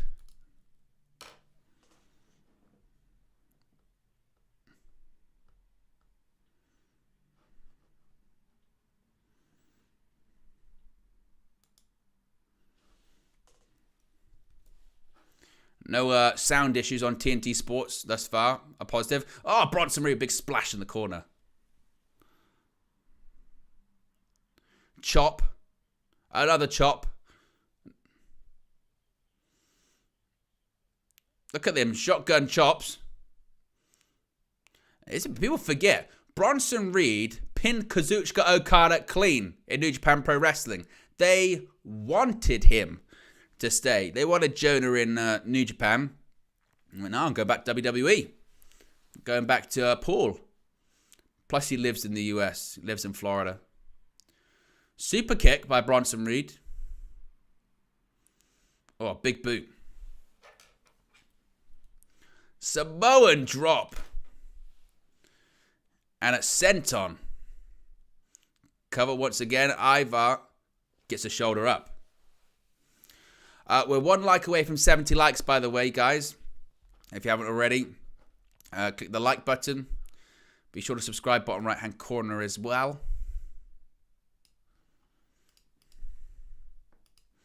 Ducks the clothesline. Oh, Ivar, look at that. Power slam. 2. Oh, kicks out.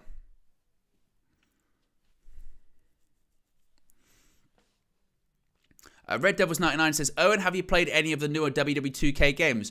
You know what? Really, I haven't. I only started, it was kind of Tour of the Islands-ish, that wasn't it? I haven't, because I kind of stopped playing, pro wrestling games a while ago, and then I started picking them up again for the channel. And then I'm a bit too far removed from this year's version of 2K, so I'll play next year's. Top rope, Ivar, moonsault. Oh, good grief, he moved out the way. Ivar is 300 pounds, does a moonsault. Good grief. Get ready. Ivar misses the moonsault. Tsunami, maybe. Valhalla. Get down. Get off the apron. As Jim Ross would say, you Jezebel. I used to love that. When Jim Ross, you Jezebel. Get out of here, yeah. Referee gets rid of Valhalla.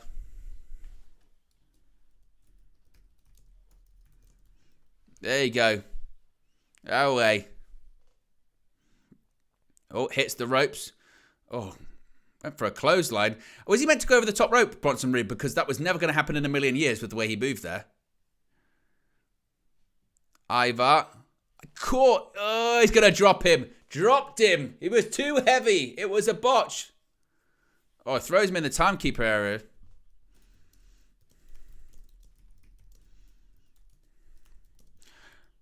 It's not the first botch we've seen this evening. Oh. This has got double count out all over it. Doesn't it?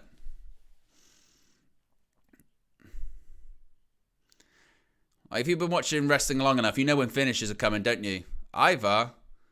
What's Ivar thinking? He's climbing on the barricade. What on earth is he thinking? Punched him in the gut. Got him up on the shoulders again. What is he thinking? Double count out. Oh, good God! Death Valley driver into the barricade and into his steel chest. It didn't break. What the hell was that? That was nasty.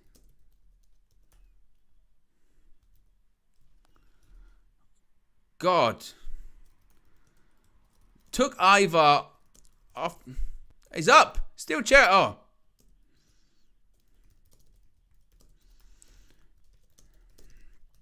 Now, Ivar steel chair. I mean, he got Death Valley driver into the barricade and into chairs. He just got back up. Oh. Bronson Reed just squashed him, man. He just squashed a guy. What the hell? Bronson Reed just squished a production guy. I like that. Oh. Ivar just hit someone. Ivar just hit security and he took a heck of a bump on the floor. Bronson Reed, he just picked someone up and he just picked up security and he threw him at Ivar. He just threw security. I mean, my God. Wait, Ivar, he's up on the... What's he doing? He's just a senton off a road case. What the hell is going on?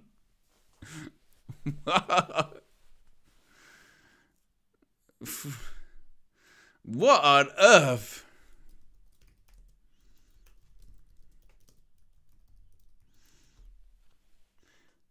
They go, well, they've been separated. I don't think this one's over.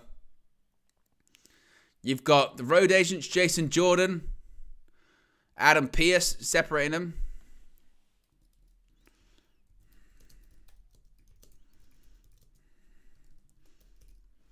I mean, I like the match. Again, like everything this evening, a bit clunky, but I like the brawl after. The brawl was good. Nia Jax is showing up.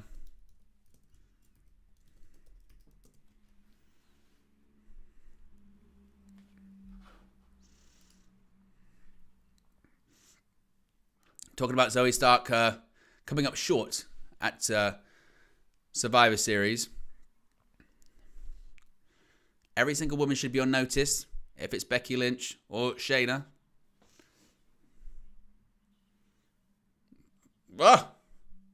Shayna says, do everyone a favor, shut your hole. But the thing is, she stared at her behind when she said that.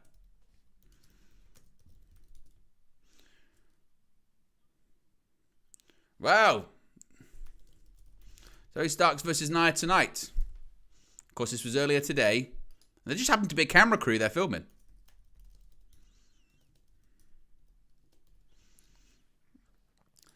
Speaking of which, here comes Nia Jax.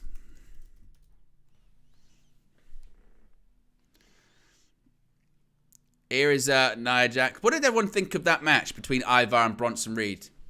I will say that it wasn't pretty at points, but I did enjoy it. I enjoyed the brawl in the crowd. I think that worked.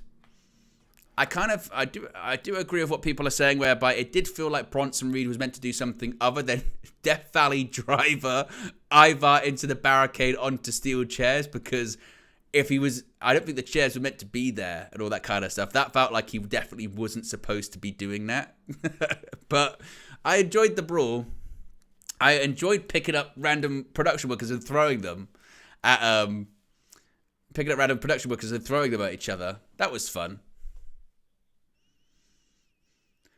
But coming up next, we've got Zoe Stark versus Nia Jax. As we go to commercial. What are people saying in the chat? Zoe says, which Man United player would you want Bronson to splash? Nobody. Come on. We need, with all of the injuries that we've got at the moment, we don't need any tsunamis on anyone. Our players are brittle. And I don't trust the medical team at United to make sure that they'd be okay. Not at all. George just says, by God, do I have some Jim Rosses? I do. Does he have no conscience? Does he have no heart? Do you have no soul, you son of a bitch? And he just got, That son of a bitch! That's my favourite one, I think. Just the classic. That son of a bitch! Yeah, that one's a fun one. We're currently at 73 likes, 7 away from 80. 1 subscriber away from 15,170, by the way, guys. If you haven't already, if you're the one, maybe you can be the one. You can do it! Exactly, indeed you can. What else are people saying in the chat? Where have my comments gone?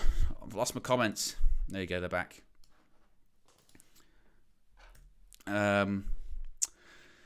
Nathaniel says, holy shit. Yeah, it's late, you can say whatever you want. And also says the crowd brawl was cool. I thought the brawl in the crowd was fun afterwards. I enjoyed that.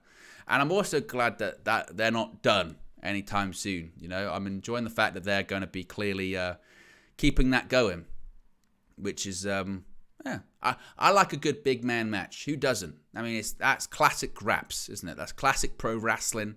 2 giant men fighting. I mean, it's more the sort of modern big man match, which involves still high spots.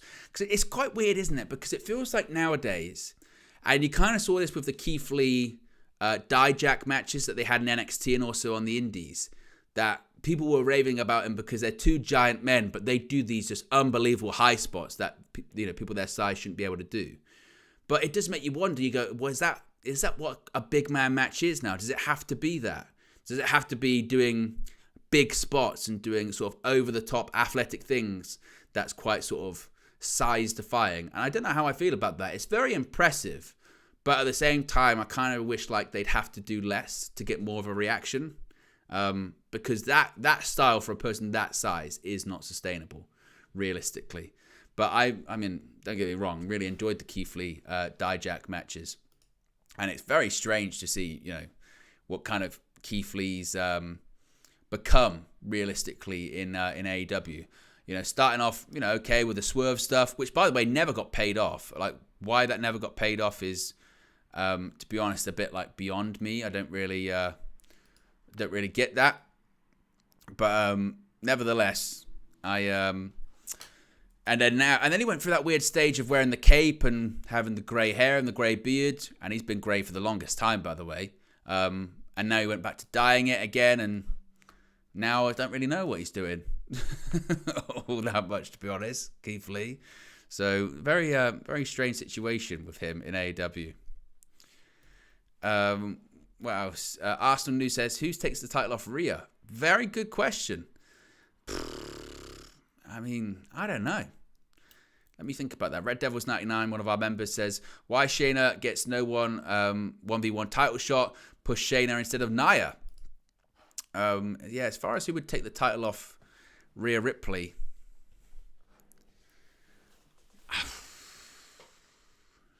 Jade, eh?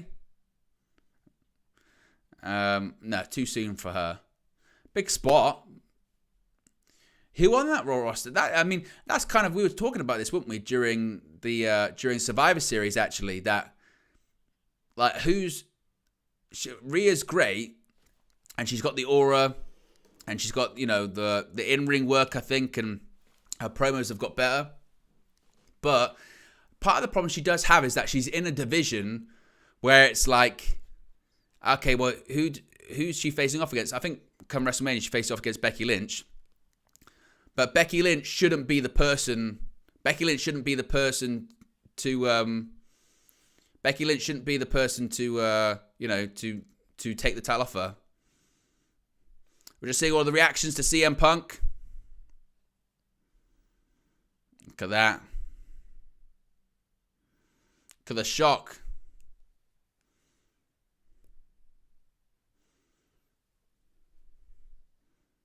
CM Punk back. Incroyable. Now, I was stunned when it happened, honestly. I couldn't believe it.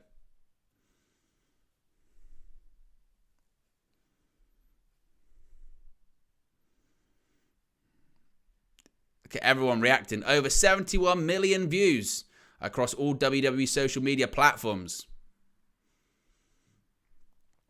Well, they certainly got the reaction that they were looking for. Most viewed X video of all time for WWE with over 24 million views. Again, heck of a story. I'm fascinated to see what the ratings are for the TV this evening. But certainly on social, it's delivered for WWE, no doubt. Michael Cole says maybe the greatest return in WWE. CM Punk is home, according to Michael Cole. Punk live on Raw tonight. Can you imagine? There's the Judgment Day again backstage.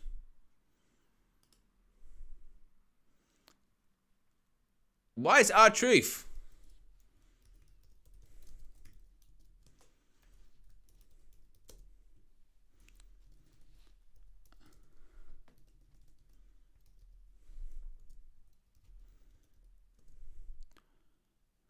He's eating the jelly rolls.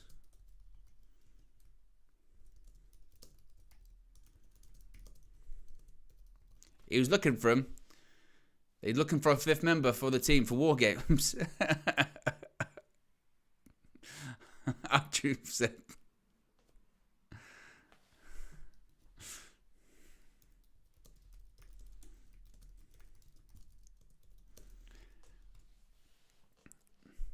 R-Truth says he wants to be on the team for War Games for the Judgment Day. So did you lose? Did you win? Randy Orton's back. There you go. Isn't that cool? He says.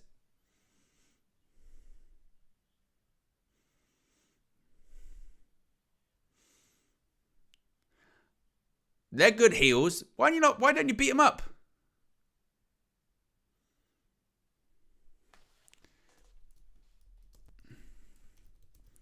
JD McDonough says he'll take care of. So clearly they're setting up that it's going to be JD McDonough versus R-Truth. But surely the right thing to do in that situation as heels, if you just lost at War Games, someone's messed up your clubhouse, there's powdered sugar all over the place, beat him up, like attack him, right? Is that just me? Isn't that the right thing to do?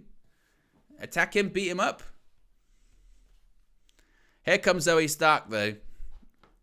Red Devils 99 says, when Punk returned, my stream was lagging, and I legit thought Owen was just pranking with his reaction, and he was doing a great job. Wow, it was real. Can't fake it. I'm not that good of an actor, unfortunately. But Zoe Stark, of course, she was unsuccessful in her attempt to win the Women's World Championship at Survivor Series. Oh, ducks a clothesline. Hits the ropes. Forearm to Nia Jax. Oh. Throws Zoe Stark into the corner. Gets the boot up. Throws Zoe Stark over the top rope. Oh, kick to the head of Nia Jax. Springboard. Oh, big forearm by Nia.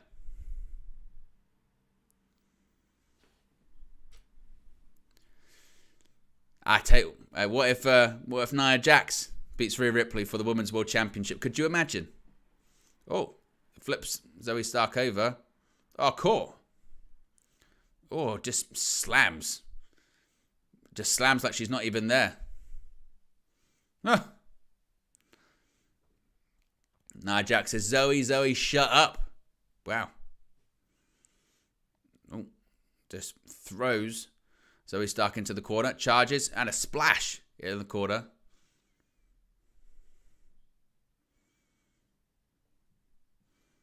Oh, charges. Goes out of the ring. Zoe Stark manages to move out the way. Looks like Zoe Stark's thinking of a dive. Oh, she hesitated a little bit as well. She literally did the 1-2. She went up to the second rope, went up to the top. Looked like she was going to jump. And then kind of had the sort of leg wobble and fell down. Maybe I think she realised that she was going to probably clear the announce table if she jumped actually fully. But, yeah, just one of many actually moments that have been quite sort of edgy, hesitating kind of moments this evening, right? It's been one of those shows, it kind of feels like, doesn't it? It does feel like it's been kind of one of those shows where not everything's gone completely to plan inside the squared circle. But what's everyone made of Raw so far, by the way? We're about an hour and 40 into the show. You know what it is? It's Raw, isn't it? You know, you can come into it and you can be excited and about the big things. Randy Orton's back and Cody Rhodes' big announcement. CM Punk's coming back, and they'll all deliver in their own way. But at the end of the day, it's a 3-hour broadcast, so there's time to fill. There's a lot of time to fill. If it was SmackDown, you'd be able to keep the pace of things going fairly quickly, you know, because it's 2 hours and it's, you know, boom, boom, boom, boom, boom. But Raw, when it's 3 hours and the first hour is commercial free, and let's face it, like the first hour being commercial free was actually massively unnecessary. Like, I think they just literally did it just to try and pop a big number for the first hour, because one of the biggest killers in terms of making viewers turn out is commercials. When you go to commercials, people sometimes go, bullshit, I can't be bothered with this. I'm going to go do something else. So that's probably why they thought, look, a lot of people will be watching. We can go long for the first segment because we don't have to break. So people will come in because they want to see Randy. They'll be interested to see if Punk opens the show as well.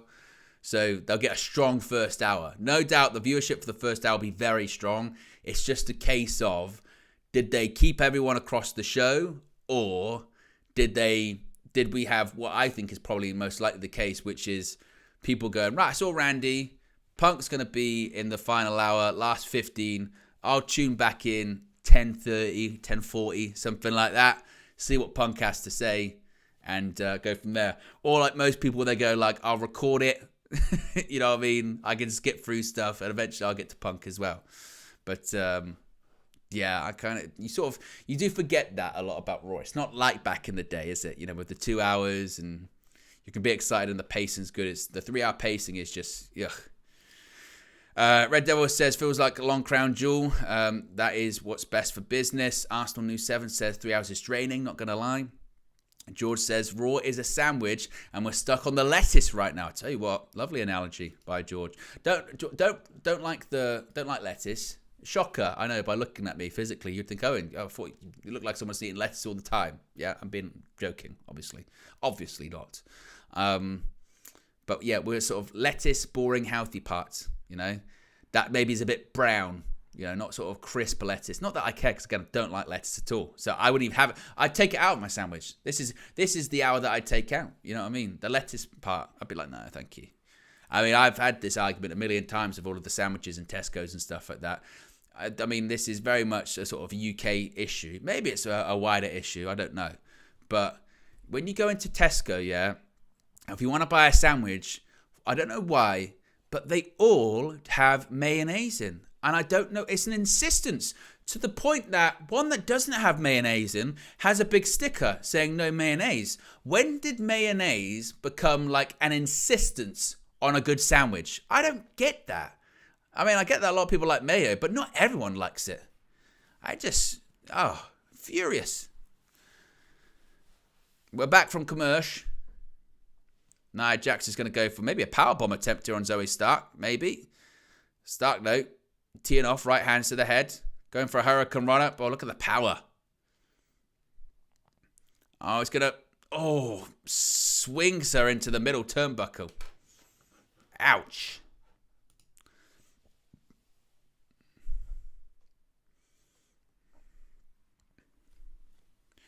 Oof. Nia Jax slams Zoe Stark onto the canvas.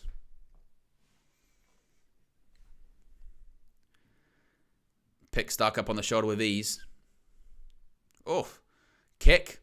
Another super kick. One to the knee. Chops her down to size a bit. Hits the ropes. Oh, just a splash by Nia Jax. I mean...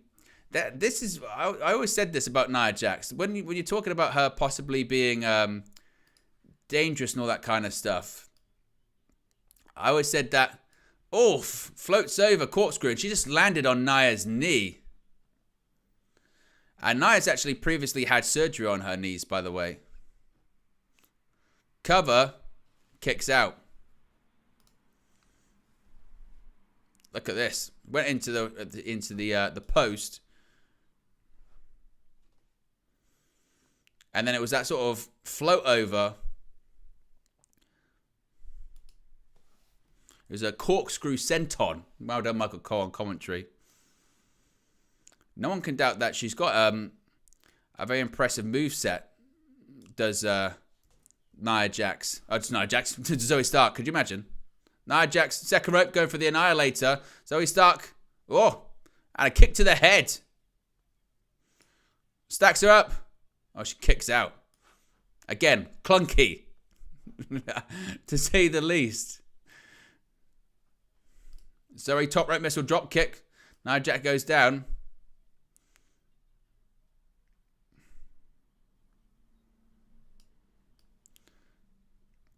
Zoe Stark's showing a bit of fight.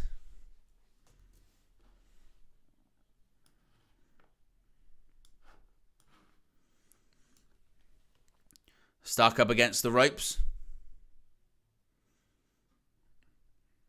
What's she thinking now?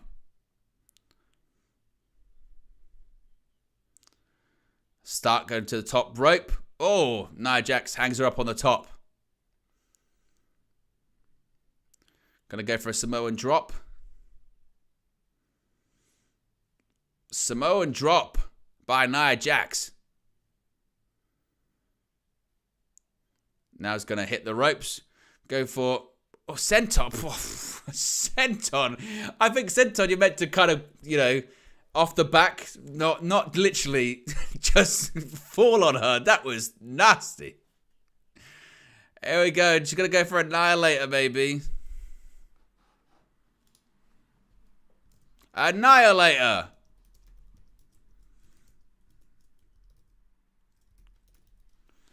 And there you go. Nia Jax wins. You could actually hear her saying thank you.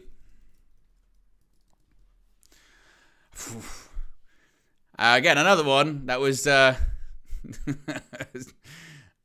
mean, here's the Annihilator. The bonsai drop, should you say. Zoe Stark trying to get back to her feet. She can't.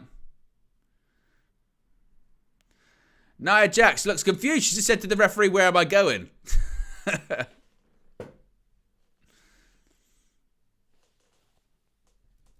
Goes to show that happen when you communicate with referees.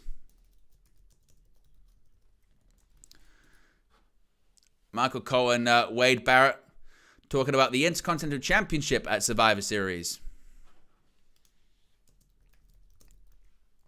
This was a fun match at Survivor Series, the Intercontinental Championship match. I mean, how can't you enjoy a Gunther match? Any Gunther match is enjoyable. Only 3 likes away, by the way, from 80 likes. If you haven't already, click the like button. Be sure to subscribe while you're at it. We're currently at 15,172 subscribers. If we can get to a round number, perhaps. Round number 15,175. RandomX7 says, I like the style you present things, brother. Keep it up. Thank you very much for the positive compliments. Always trying to get better. Always trying to give you guys the content that you want, that you enjoy. And trying to just give stuff that's a bit different. You know what I mean? With the news videos that we do on a daily basis, they're sort of no opinion, just as much information as you possibly can. Watch-alongs a bit like this are a bit more sort of commentary, a bit of opinion, a bit of fun. We've got gaming streams as well. Imperium Backstage.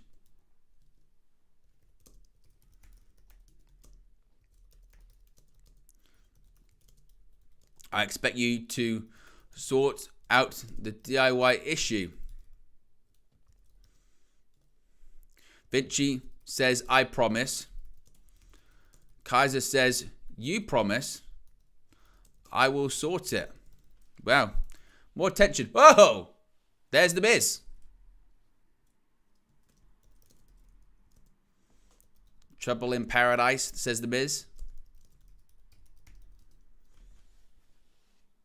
Says, next opponent needs to come challenge you to your face. Well, here I am.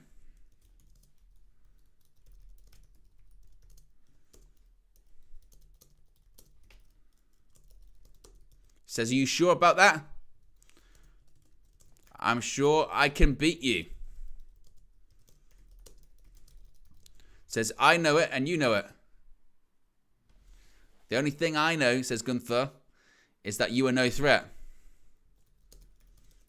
You are no threat to my title reign. But you stood up for yourself, I'll give you that.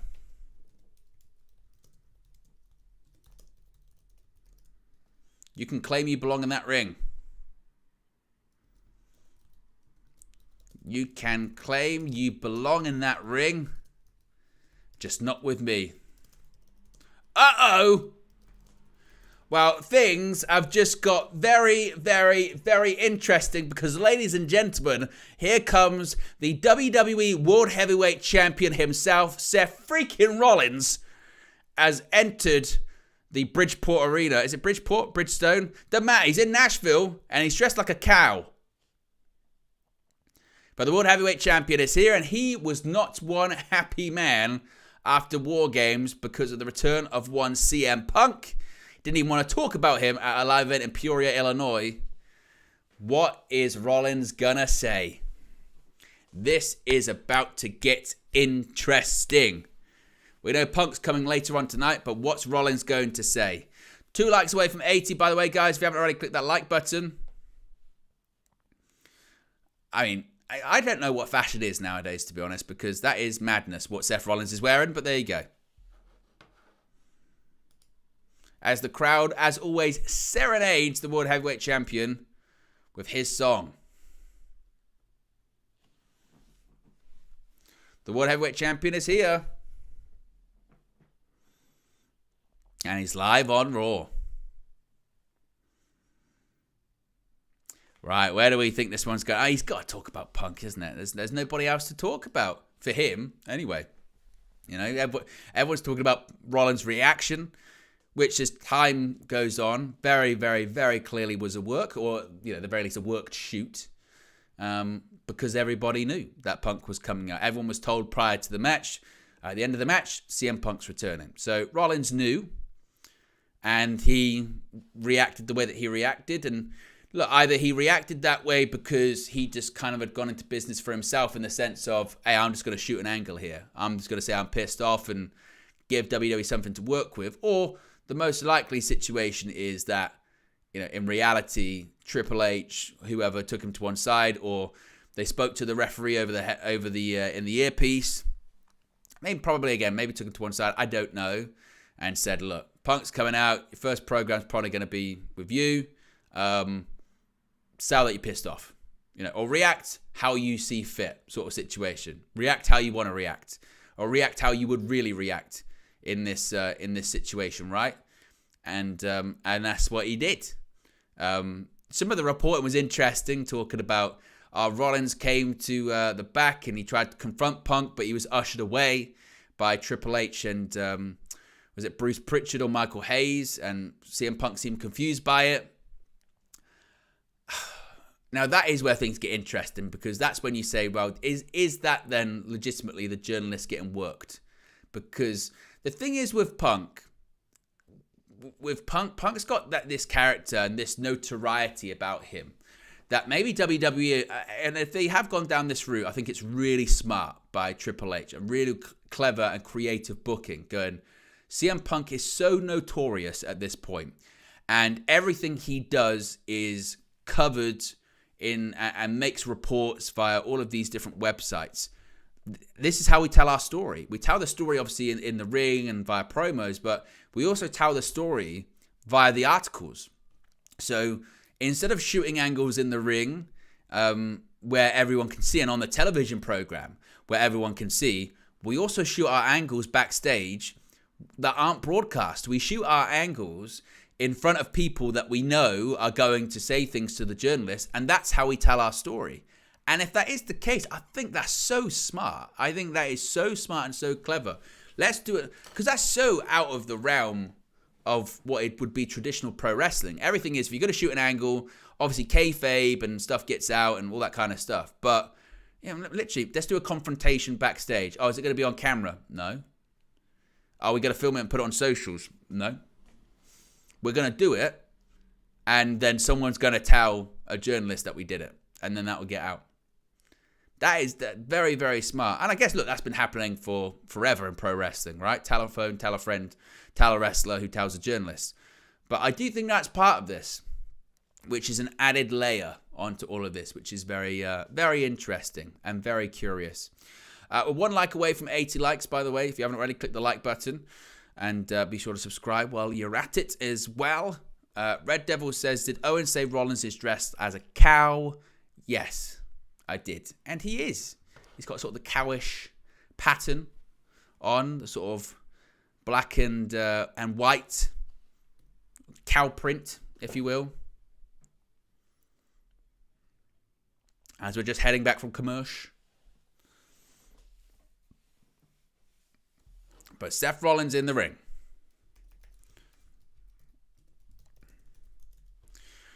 Seth Rollins promo as we enter into the final hour of this night's edition of Monday Night Raw from Nashville, Tennessee. As we're just seeing more of the coverage of Survivor Series at the weekend. And the question becomes, what is Seth going to say? What's Seth going to say? What's he going to do? What's he going to comment on? We have heard Cody Rhodes comment on CM Punk, saying welcome back to WWE. I don't think Seth Rollins is going to be just as friendly. Call me crazy. And there he is, the World Heavyweight Champion.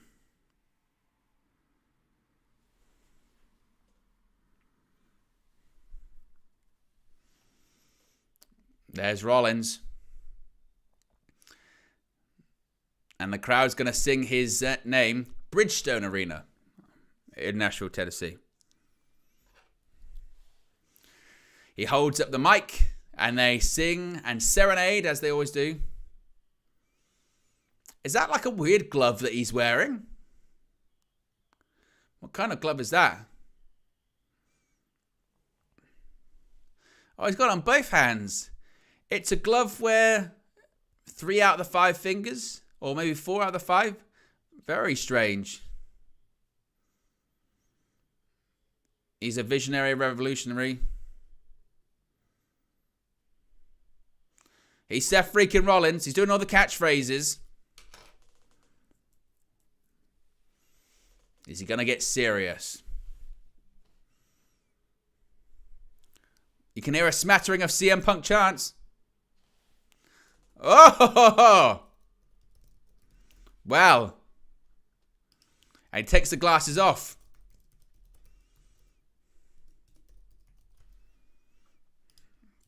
Says, go on. Come on. They're getting louder. They're getting louder. Is that all you've got?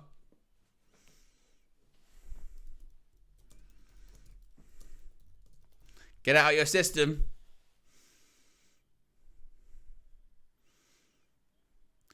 I don't want to spend one more second, one more ounce of energy on that hypocrite. Oh!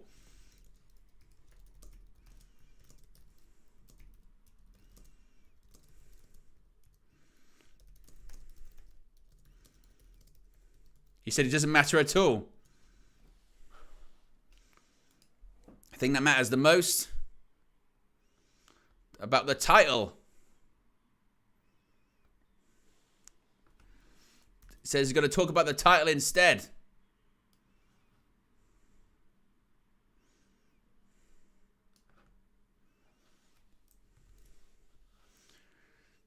So he's talking about the title instead. Doesn't want to talk about Punk. Wants to talk about the title.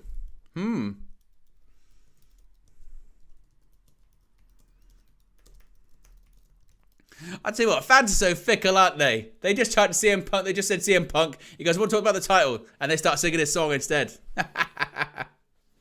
Fickle, as Bryan Danielson said. Fickle.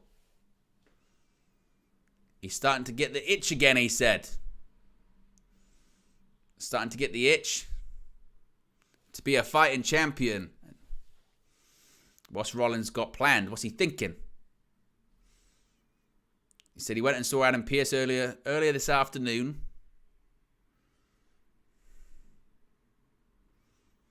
Oh, wow. Here comes Drew McIntyre. Of course, they have faced off earlier this year. They faced off at Crown Jewel. McIntyre interrupts.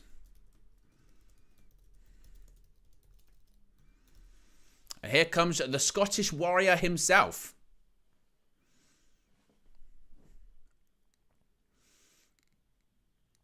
So maybe the immediate rivalry coming out of War Games isn't going to be...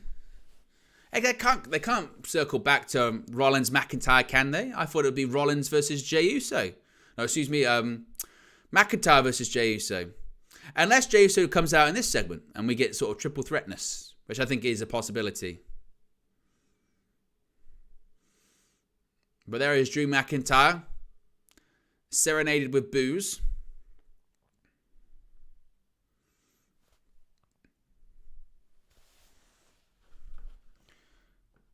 McIntyre says it's been a crazy 48 hours around here. Talking about them both. What's most important is what happens inside the ring. Wants to shake Rollins' hands.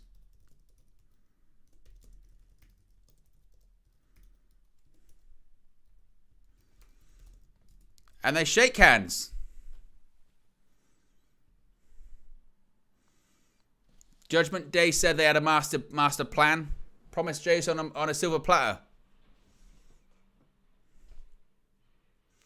Their master plan involved losing the match, they said.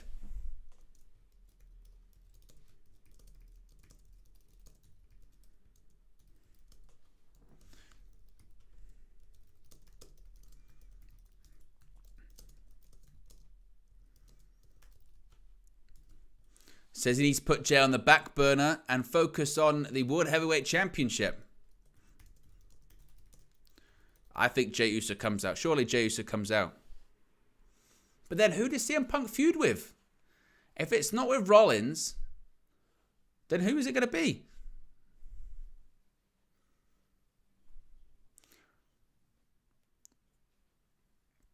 Rollins said that he said to Drew when he beat him at Crown Jewel, when he beats him, he'll have no one to blame but himself, and it'll be the best thing that happened to him. Was he right? He said you're 100% right.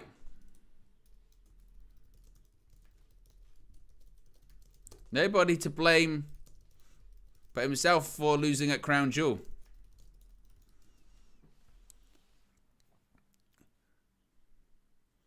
He spoke about dropping his back on the apron, and he could see in his eyes that he was finished. He was done. That's why he should strike with the Claymore, but something came over him as he was writhing in pain, trying to get up. Sympathy, compassion. He spoke about his Rollins being with his daughter backstage, but it's over. He took him by the face to tell him it's over, and what did he do? He slapped him right across the face, and he deserved it. That loss was on him.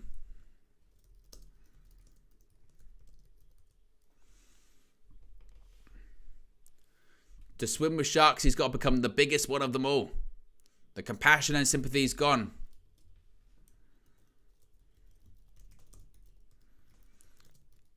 He wants a rematch.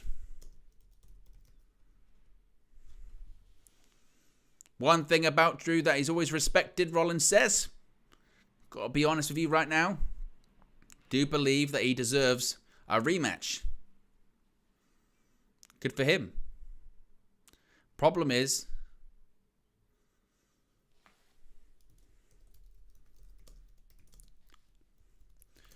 the other people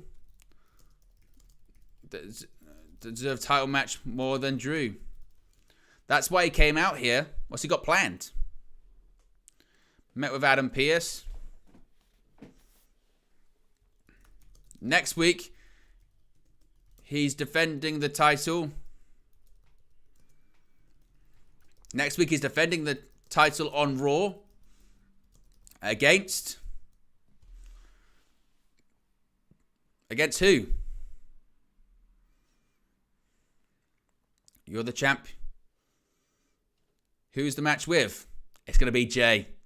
It's going to be Jay, and Drew's going to lose his shit.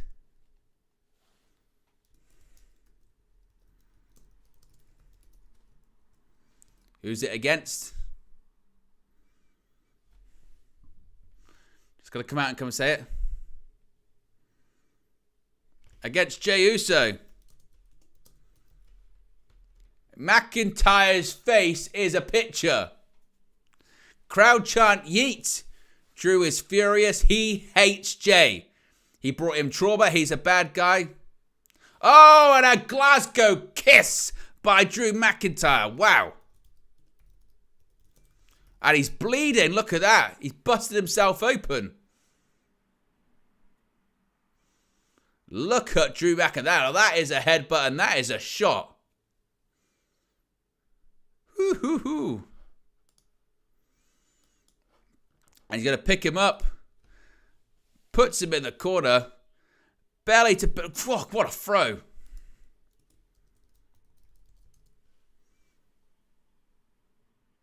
His kilt came off. It says, this personal? Is this personal against him?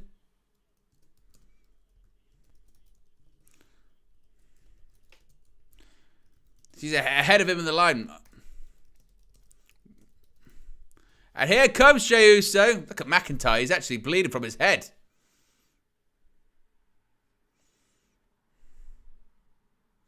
And here comes Jey.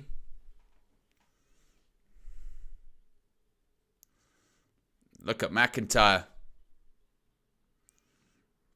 Here we go. Oh, right hand. Listen to the crowd chanting yeet. Oh, right hand. Oh, shove. Super kick to McIntyre. Picks up Rollins. A pair of super kicks.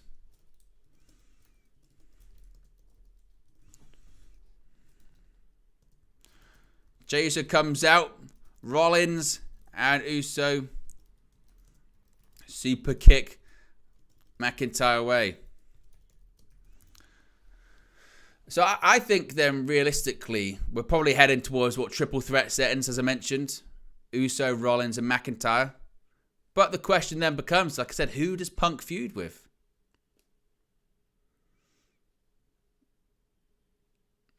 But next week, it's Rollins versus Uso. Listen to that shot. Look at that shot. Drew McIntyre's laughing. Doesn't look happy.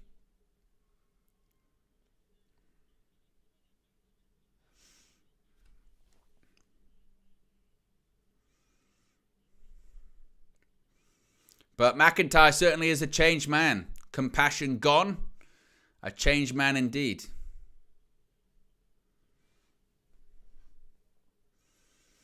Michael Cole says it's far from over.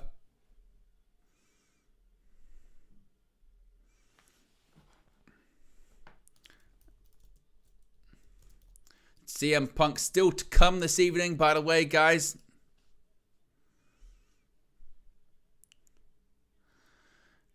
See Randy Orton still to come later on this evening. The Viper's back and he's coming for Dirty Dom. And now we've got the Women's Tag Team Championship on the line, which we do actually have a match graphic for because it was announced ahead of time. There we go.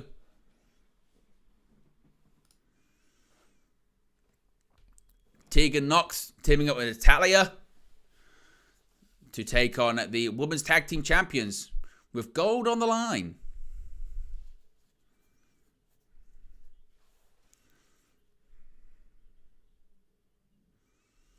So coming up next, we've got Women's Tag Team Championship action.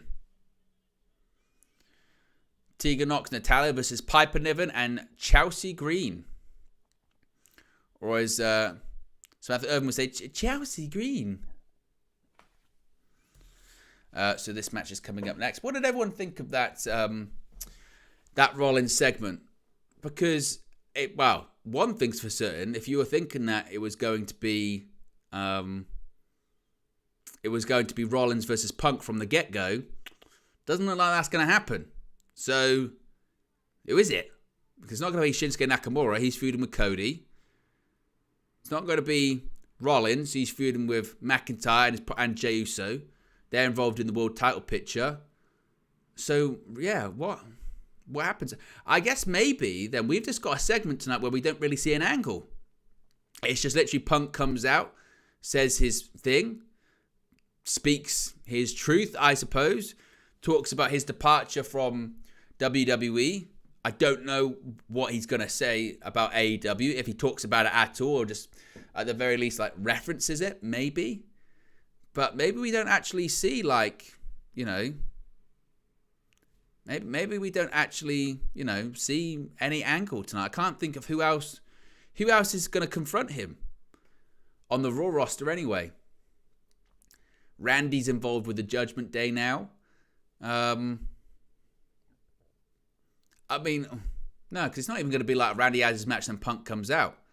So I'm just trying to think on the roster. Unless literally, I don't know if they go down this route, unless he calls out like Triple H. Not that they're going to have a match. Obviously, Triple H retired. He can't work ever again because of his heart problem. But given the history, it would be pretty cool to see them in the ring. I mean, the picture of them pointing to each other kind of negates any heat. So I guess they can't do that. Unless there's someone from SmackDown that interrupts. I mean, imagine it was a Reigns appearance and they hadn't said anything about it. Now, that would be good. I don't think that's the case. But maybe it is just... I mean, there were those reports that said that legitimately nobody knew. Triple H knew, Nick Khan knew, obviously Punk knew, and maybe like 2 or 3 more people knew. Reportedly, nobody in creative knew, and Raw was essentially written for after Survivor Series, and because obviously Punk returning, they had to do creative rewrites. So whenever you've got creative rewrites, you'd probably say that the most likely outcome is that Punk just comes out, does a promo, and leaves.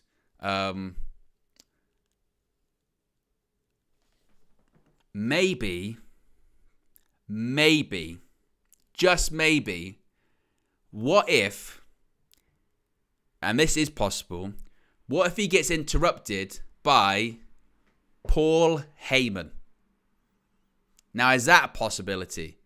Paul Heyman, the wise man of the Bloodline, what if it's just a segment between him and, again, and possibly, because we know Reigns' next match at the Royal Rumble. We're probably not going to see Roman until the beginning or the road to the Royal Rumble. What if Punk says, I'll come back, I'll come for history. I've come back for history. I want to be the undisputed WWE Universal Champion. And I'm calling out Roman Reigns, and I'm calling him out for the Rumble. That's what I want to be. I know that people thought it was going to be Reigns versus AJ Styles. Maybe WWE said, F that. Let's do Reigns versus Punk straight away. And also as a test, is he willing to go in there? Is he willing to lose to Reigns? And then Paul Heyman interrupts. Punk, Heyman, back in a ring again. Now, I don't think you're going to see Roman tonight, but you could absolutely see Paul Heyman here tonight. No doubt. Now we're seeing a commercial on vapes. Not really sure why. Oh, superstar facts. We're seeing some stats about Rhea Ripley, and vapes are bad for you. Literally, that's what's going on.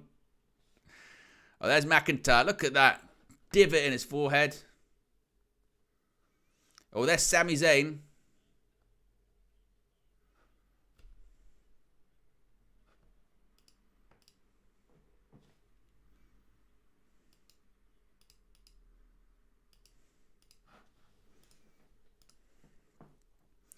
He says you're not listening out there. He's got something against me. How could you understand what I'm going through?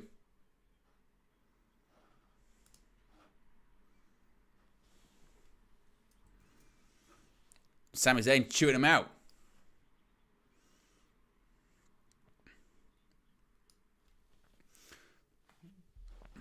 Sami Zayn's good point.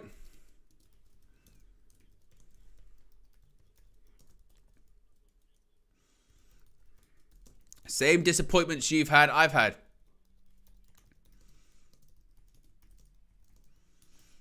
I get back up. You don't. You've been world champion twice.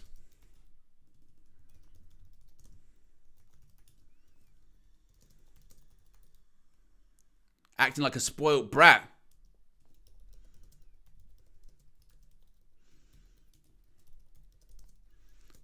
Acting like a spoiled brat.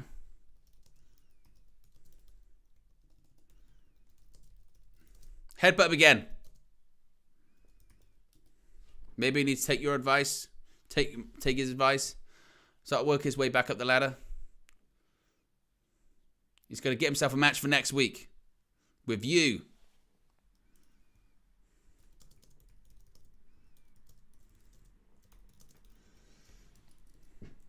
Wow.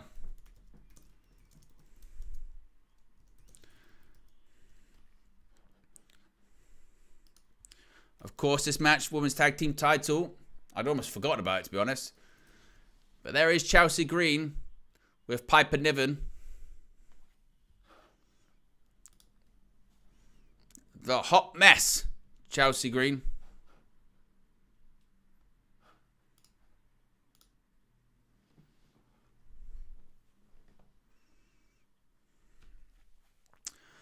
Kervin says, I was surprised WWE didn't do another Clash at the Castle pay-per-view because the first one was good. Well, they did Money in the Bank at Wembley instead. That's why. I think, again, there will be certainly another UK pay-per-view next year, certainly. Just not announced just yet, but there will be one. Whether it's Money in the Bank. I don't think WWE doesn't like to do really what AEW does. O2, excuse me, Lil Yo-Yo, excuse me. I was thinking Wembley Arena. It's late. The O2, yes. They'll do another one.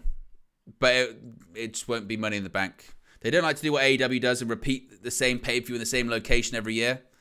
Which is wise. I don't really get that philosophy by Tony Khan. He says he likes tradition, but the problem is you kill the market. You really do. Like Wembley Stadium's cool again this year, or next year rather, for All In. But there's a reason that they've put the tickets on sale earlier.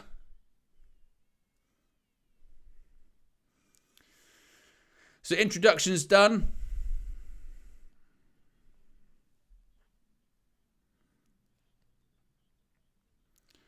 Referee holds up the belts. Championship titles.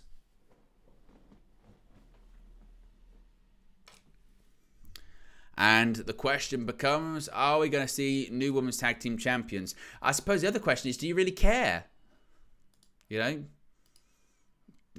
Do you care if there are going to be new, you know? If there are new champions? That is something that Triple H hasn't been able to really effectively figure out, is it? The women's tag team division in WWE. Irish whip, reverse elbow by Natalya. Discus clothesline. Chelsea Green takes a bump. And Natalya kicked off. Piper Niven tagged in. Yeah, it's been the thing Triple H hasn't figured out. The women's tag team division doesn't help the belts are just completely cursed, i.e. whoever wins them gets injured. But we spoke positively this morning, earlier on in the show, technically this morning, about how the tag team division in WWE has improved in terms of depth. I mean, we had Tag Team Turmoil, didn't we? But, version of a stunner by Tegan Nox. Oh, big PK kick. But the women's tag team division, yeah, not there yet. Natalya crossbody on Piper Niven. She goes down. Natalya, I mean, you respect, she's so cringe though, isn't she? Literally, does the crossbody. Yeah. the Natalya promo, I don't know what it is. I mean, she has so much experience. She made her WWE debut, when was it, 2008? I think it was, 2007, 2008. And her promo ability and her sort of woodenness in terms of the way she talks or anything like that is exactly the same as it was like 15 years ago. It's crazy. I mean, it's better than the gimmick. Remember the gimmick she had 2011, which was she farts? She had a gimmick where she was involved in segments and she would fart and she would run away.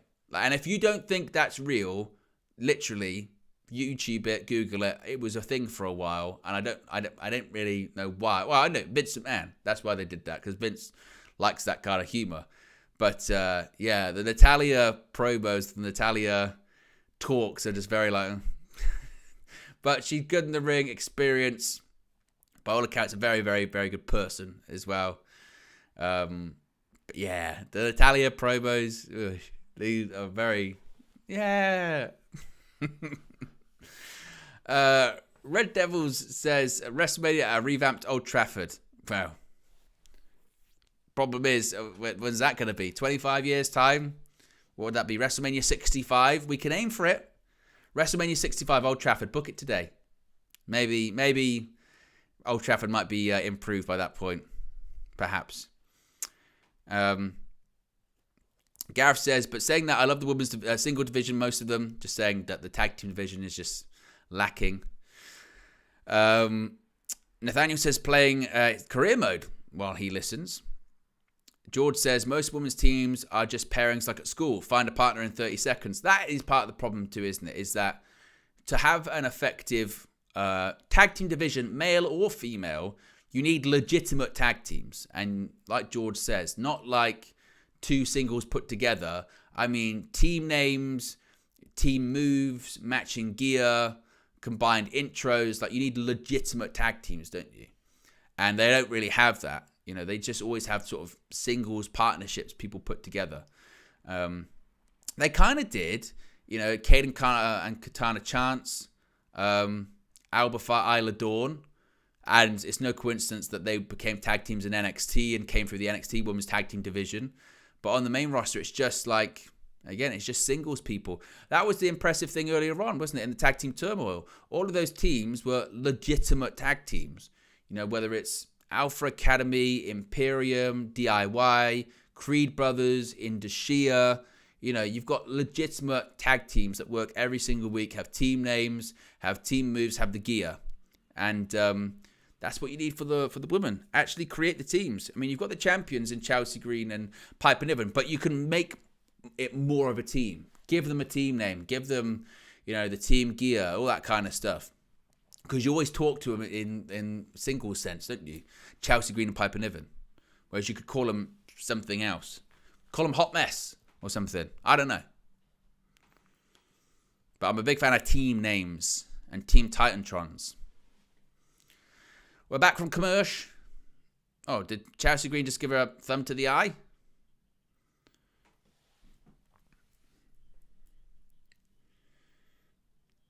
And now Chelsea Green and Piper Niven isolating Natalya in the corner. Natalya up on the top rope. What's she thinking here? Not sure what she's trying to do. Maybe go for a superplex? Maybe? Not really sure. Again, like a few things this evening, a bit clunky, to say the least. Natalya goes to the top. Well, still on the top, rather. Oh, Natalya goes down, slips underneath. She's going to go for a powerbomb, perhaps. A sit-out powerbomb. Cover. Chelsea Green kicks out. Natalya's crawling. Of course, a reminder. CM Punk returns this evening. Still to come, the main event. Randy Orton competing for the first time, as I mentioned, in 18 months on Monday Night Raw.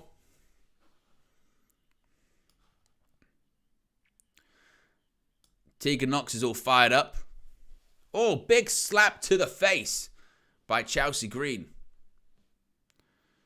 Oh, and a headbutt of her own. Headbutt. Wish me watching Drew McIntyre. Face first suplex. Piper Niven gets a bit of a knee to the head, it kind of looked like. Gets out of the ring. Kick to the face. What's she saying? Going to go up to top. Maybe going to go for a Molly go round, perhaps. Molly go round, yes. One. And Piper Niven breaks it up.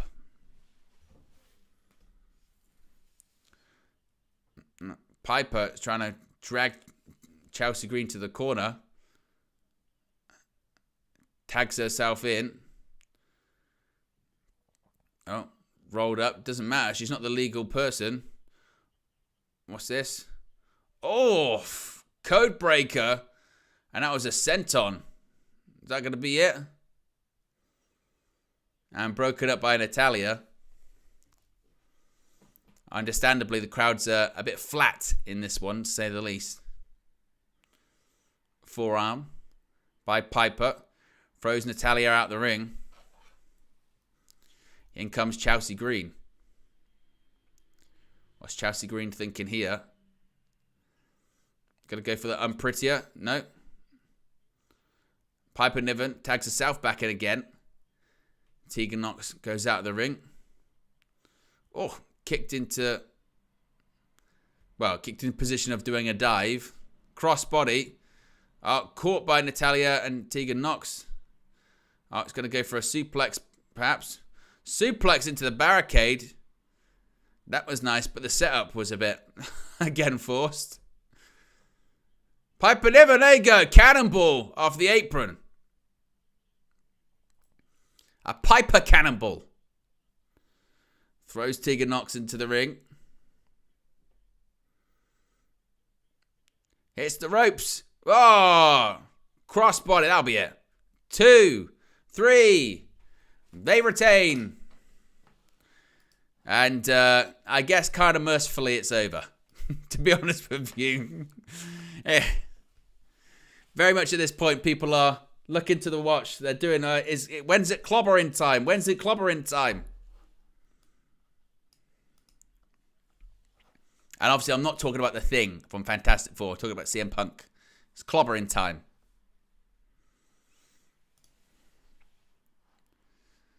But the Women's Tag Team Champions retain their titles.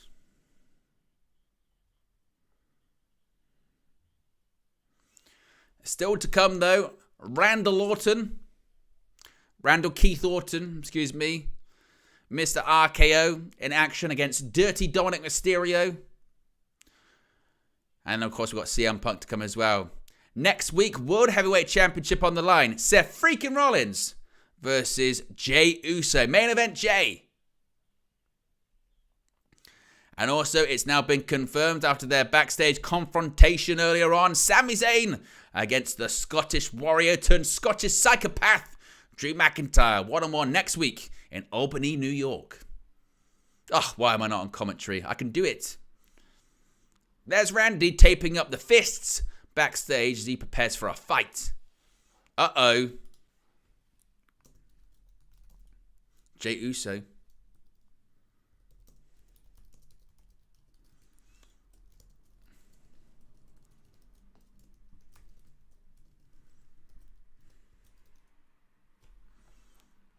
Jay says, I heard you talking about receipts for Bloodline.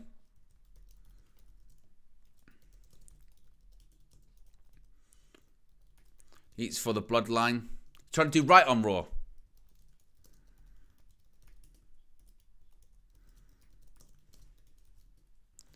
Past in the past. Orton says she had Cody's back.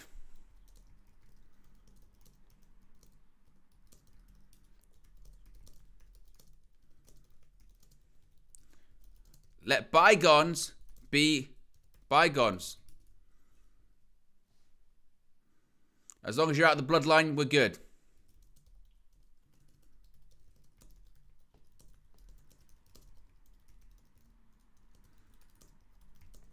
Well, there you go. Randy Orton. He's no problem. No problem. He said, let bygones be bygones. As long as you're out of the Bloodline, we're good. We're good. But never trust a snake.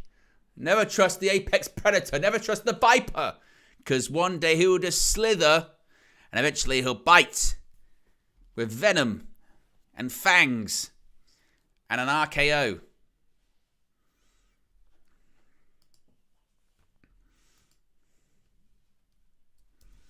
Here comes Dominik Mysterio.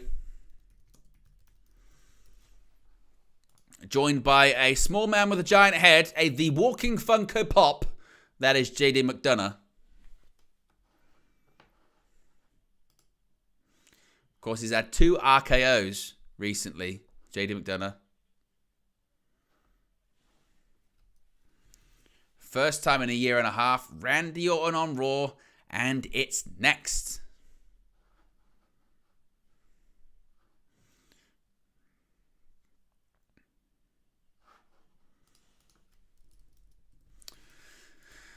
So, I don't think Randy Orton is going to have too much of a problem with Dominik Mysterio, to be honest. You know. Next week, though, we got the world title match, and we got McIntyre versus Sami. Oh, I don't need to see this. Advert for Newcastle versus Man United. Good Lord.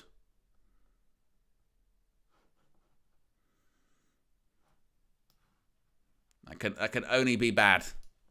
Can't it? Only be bad. But we're heading into the main event match. Not the main event segment, of course. Main event match is Randy Orton versus Dominik Mysterio. Main event segment is that World Heavyweight title. Main event segment is CM Punk. I can't even talk this evening. Can't talk. I'm all over the place. What's the chat saying? Kervin says, Seth versus Jey Uso, fresh match, but Drew versus Sami, another rematch. What have we got? Safa says, sadly, we can't see Seth and CM Punk speak against each other tonight. Well, maybe, like I said, it depends. It depends. Maybe Seth being involved in all of the other stuff is kind of a red herring. Perhaps maybe Seth still does get involved. I'm going with, and maybe it's just because it's my idea and now I've convinced myself, but part of me thinks 2 things. One, just literally CM Punk just going to be coming out, you know, saying 10 years ago I left, now I'm back, blah, blah, blah. You know, screw AEW. I doubt he'll probably say that, but you know what I mean. Or, what if Paul Heyman interrupts him? That's my thinking. What if Paul Heyman interrupts, and then it's basically the case of actually Roman's next match at the Rumble, which is going to be at the Rumble, is against CM Punk, and Punk will lose. And maybe that's a case of him also showing to WWE, like, I'm here to do business. Like, don't get me wrong. I'm happy to come in, put Reigns over. Like, I don't have a problem doing that. Maybe that's part of the plan. And maybe it's Rollins that cost him that match. And that sets up Rollins versus Punk at WrestleMania. This is what, maybe you do it like this. You do Punk versus Reigns at the Rumble, big match. You do Rollins costing him the match because he hates CM Punk. Then later on the show, you have CM Punk win the Rumble and say, hey, Seth, I'm facing you at WrestleMania. Book it. WrestleMania. Night 1, main event. Done. You could do that. You could absolutely do that. So maybe it's old Paulie confronts him this evening. Perhaps.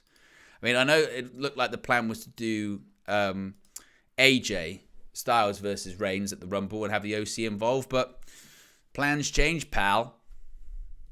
Stuff happens. All right, I mean, again, that's how it works, isn't it? If you haven't already, click the like button. Be sure to subscribe as well. How many subscribers are we currently at? 15,175. If you haven't already subscribed, you never know. We could get to 15,120.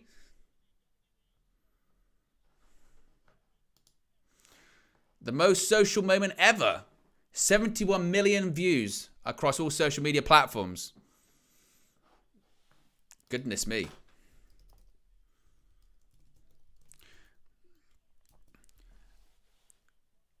Most viewed, liked, and retweeted post of all time. Biggest post that Triple H has ever done as well, apparently. Basically, when CM Punk came back to WWE, like, the internet kind of broke. And Punk's here later on tonight. There's Jackie Redmond.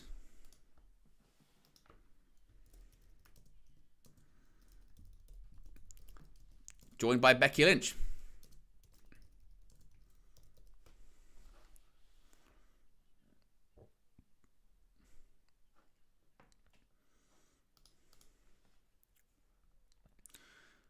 It feels like he went to war.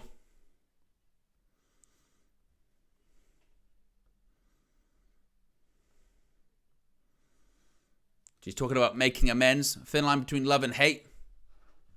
Tell you what, Becky showing the scars of war, certainly.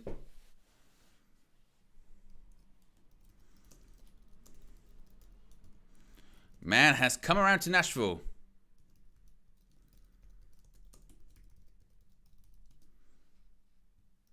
Oh, what a tease. Fights on the horizon. One more pressing than the other.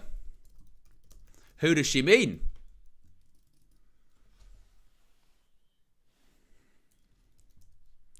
Get ready. Dominik Mysterio versus Randall Orton. I'll tell you what, that snake, that like 3D snake, but Randy Orton is massive. He honestly is jacked. Like, there were reports, I mean, a few months ago, there were reports that were saying that basically, you know, Randy Orton was in the shape of his life and he looked absolutely ginormous. And he does. He is massive.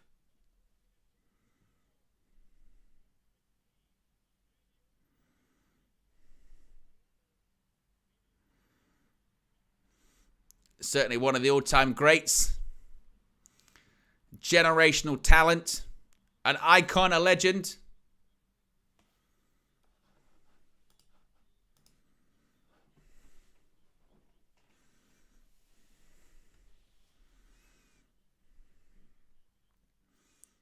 And look, and the thing is as well, again, he's now under Triple H thing. He's got his creative freedom. He's got everything he wants.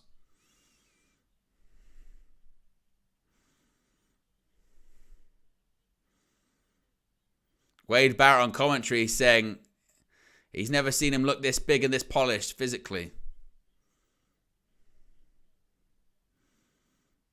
He does look absolutely ginormous.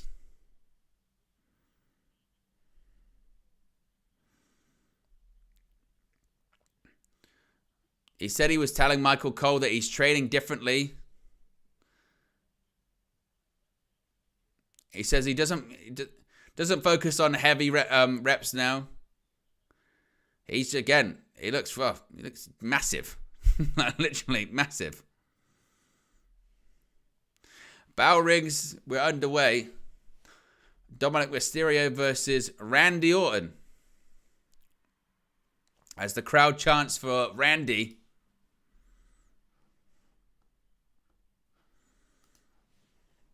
Collar and elbow tie-up as we start this one out.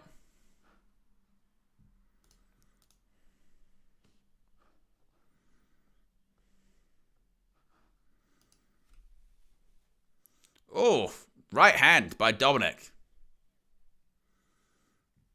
Crowd chant, who's your daddy? Hits the ropes. Oh, and a shoulder tackle by Orton.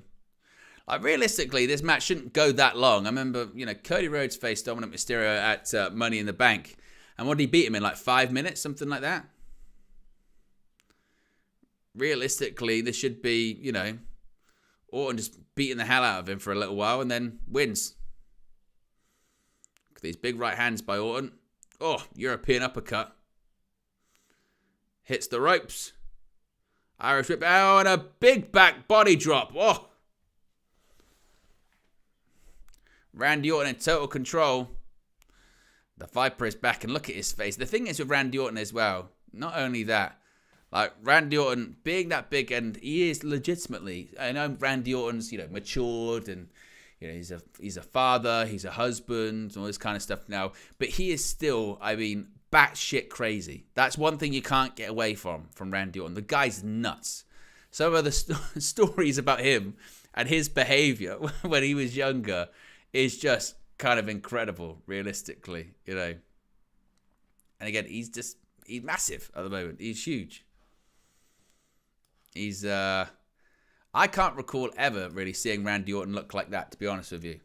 Ever. What a man mountain he is. Moonshine says he's on that Triple H juice from years ago. LOL. Well, yes.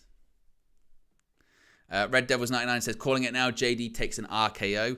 Wouldn't be shocked. He's taken 2 in, 2 days? Make it 3, perhaps. I wouldn't be shocked in the slightest, to be honest with you. If you haven't already, click the like button. Be sure to subscribe as well. Currently at 15,175 subscribers. See if we can get to 15,180. Just in time for the darts beginning, right before as we get into Christmas. KFC advert. Tremendous. Absolutely tremendous. Reminder, this is the main event match of the evening. Not the main event segment, though. Still to come, CM Punk speaks for the first time on WWE programming in nearly a decade. Punk's first appearance on Raw in close to a decade. Again, one would think we come back from commercial break. Randy probably wins in about 5 minutes. And then out comes Punk. And I would assume, given the situation, WWE will have an overrun. So whilst Punk will probably have 10 minutes, he'll probably have like 15, maybe 20. There'll be of all nights to be given an overrun, it will be tonight. Like I'm pretty confident if Punk goes over, like it won't be the end of the world. They'll let him do what he wants. Basically, CM Punk after 10 years with a live mic. I think. Call me crazy, but I think it might be. He might be able to, get away with that one a little bit. No doubt about that. We're still in commercial at the moment. Waiting to come back from this one. Gareth says WWE has raised the bar. Just AEW feels like old TNA. AEW's got a perception problem at the moment. Absolutely. And to be honest, I've been saying this for... I've been saying it for like a year. Certainly the last 18 months. I remember when I said it last year, like sort of, even when kind of the brawl, just after the brawl out thing happened. And I said this, AEW just doesn't feel, and it was after Triple H came back, got the book in WWE. And I said, AEW just doesn't feel like, the place to be, the cool factor that it had like 12 months prior. And people are like, no, it does. It's like, it doesn't. The biggest problem, honestly, for WWE was Vince McMahon, is that people were leaving there and choosing to go to AEW because they felt they had a better chance in that company, and they preferred to work for that company over working for Vince McMahon.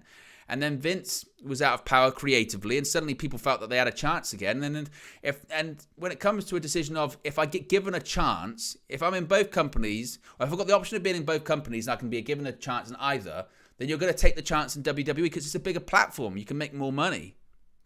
You know? Back from commercial.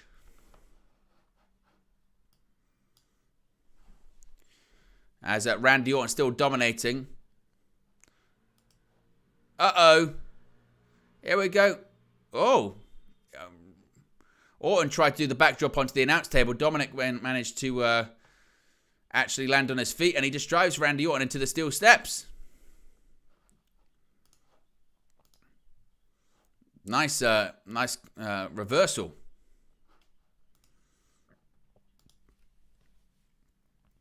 Randy Orton, of course, he's had shoulder injuries in the past as well. He's got, what is it called? I think he's got a condition. I can't remember. Is it like floating shoulder? I think it is. I think it's called floating shoulder. Something like that.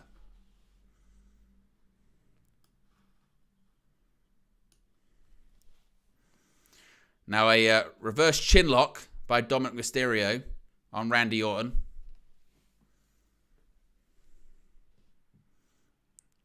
Randy Orton.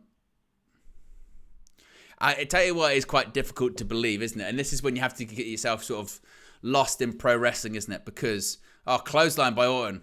Another one. Get ready for vintage. Ducks the clothesline, hits the rope. Power slam. And he's starting to feel it. This is when you get into pro wrestling having to sort of dip in. Because the way that Orton looks and his size, it's not believable that someone as sort of skinny and tiny as Dominik Mysterio could do much damage to him, is it? Here we go, draping DDT. Fire it up, DDT. This would mean Orton's a psycho. He really, truly is a psycho. And get ready, the Viper is coiled.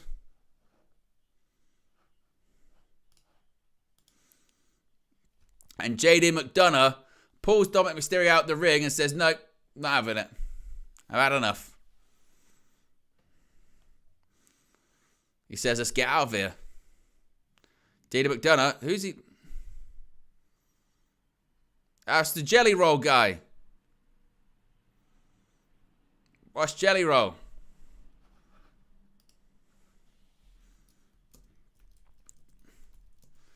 Jelly Roll just shoved JD McDonough to the floor.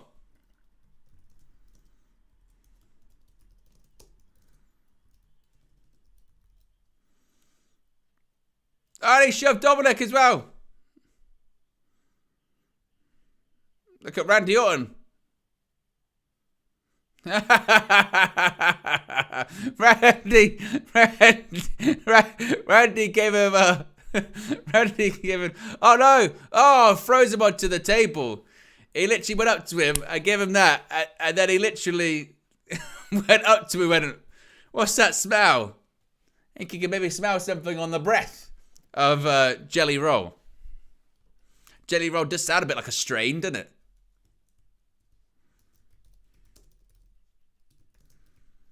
Oh.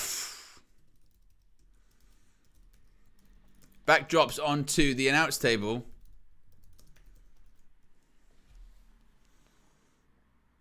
Uh-oh. Oh, draping DDT right on the neck again of JD McDonough. Drop kick. 619. 619, he hit it.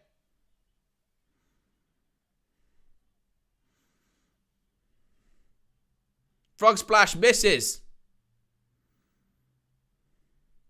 Uh-oh. RKO. Boom. Out of nowhere.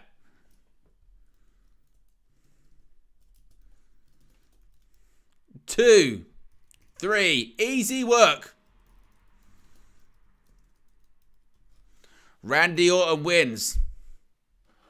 Apex Predator Randy Orton wins on his return to action inside the squared circle. Woof. I tell you what, he's so good, isn't he, Randy Orton? Because it's just always simple. Everything's just simple with him. He doesn't overcomplicate stuff. He's just, he really is so good. So good. And again, look at the size of the Apex Predator. And does his pose as well. Defeats Dominik Mysterio. And there we go. CM Punk's locker room. First time in a decade. CM Punk coming next.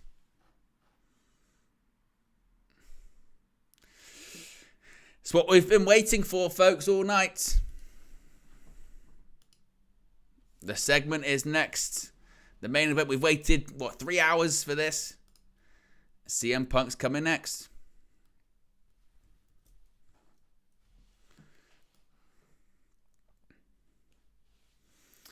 So what do we think happens? Last minute predictions once again. Last minute predictions. Again, my last minute prediction is that what's going to happen? I mean, my realistic opinion is that Punk just comes out, talks, and then that's it. But my kind of sort of more Hail Mary prediction is that he gets interrupted by Paul Heyman, and it becomes very apparent that it's CM Punk versus Roman Reigns at Royal Rumble. That's kind of my theory. But we'll see. My longer prediction is he just comes out, probably talks. That's about it. Todd says his Larry with him. Well, I don't know. You never know. Gareth says he blasts AEW. I think he... again, it's going to be interesting to see what he says. I mean, he's not going to name drop him or anything like that. You know, he's not going to name drop or say anything super long. George says, looking at the clock, it's not looking good, bruv. Well, I think so. 10 minutes left. He'll probably have an overrun. So he's got about 15 minutes. You know, it says regular time for a seg. You know, his intro will probably be about 5 minutes, to be honest with you. And again, I think he'll get an overrun. There's the thing with USA Network is they've got nothing else on. Like on a Monday as well. They've got nothing. So they'll give Raw all the time that they want. They don't care. But we're mere moments away from the return of Phil Brooks to WWE programming. Who would have thought? Who would have thought, eh? If you'd have said this, obviously, a decade ago, you'd been like, oh, no way that's going to happen. But to be honest, if you'd have said this, a year ago, you'd be like, nah, that's not going to happen. But indeed, that's where we're at. CM Punk about to come back to WWE TV. Red Devils 99 says Punk's pipe bomb, his mic gets cut off. Could you imagine? Todd says, we're on the road to WrestleMania yet? Not officially. We're on the road to the Rumble. Once the Rumble starts, it's the road to WrestleMania, isn't it? Realistically. That's the way I always look at it anyway. And that's once the sign starts appearing. You get the WrestleMania sign. Obviously, it's in Philadelphia next year. It's Vezic says he announces his Rumble entry. Possible. Or maybe he just sits. He's going to do cross-legged and say, look, I've got a lot I want to get off my chest. Which is how he started that pipe bomb promo, wasn't it? I said, if I was booking, I'd do Punk versus Roman. Roman wins because Seth interferes. And then that night, Punk enters the Rumble, wins it, challenges Seth at WrestleMania. That to me sounds like, and they main event night one as well. Wouldn't be bad going. George says early predictions for Orton at Mania. Hey, it's a good question. Very good question. What does Orton do at WrestleMania? I mean, they said Bloodline, but they're going to be quite busy. If it's maybe not Cena versus Solo, maybe you get Orton versus Solo, but it feels like it would be Cena versus Solo. Bash in Berlin. Tickets go on sale on Friday.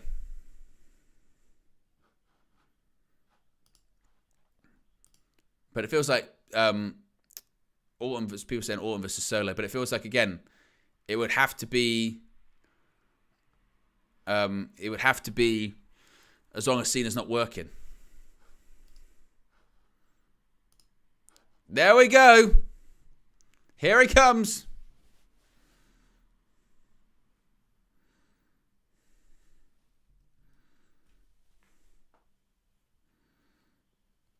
It's almost like they still can't believe that he's going to show up. There he is.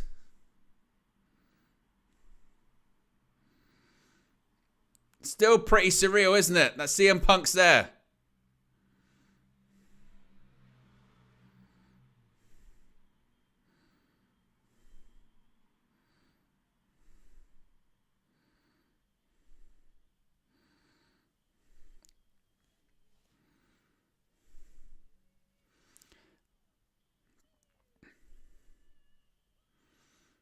Samantha Irvin says, please welcome CM Punk.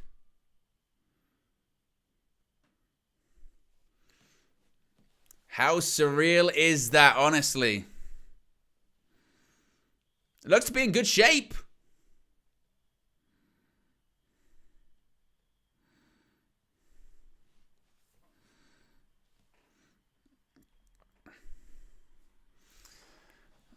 I mean, the fact, again, it's 2023 and we're seeing CM Punk inside of a WWE ring.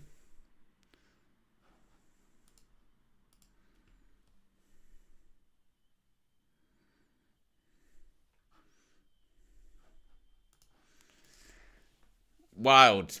Absolutely wild, isn't it? And then the music stops and then you start to hear the rumble, don't you? You hear the rumble.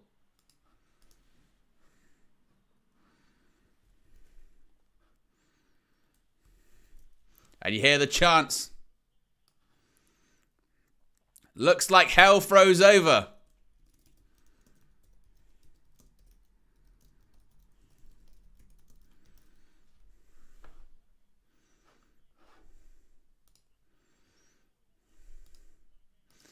It's me standing in a WWE ring on Monday Night Raw.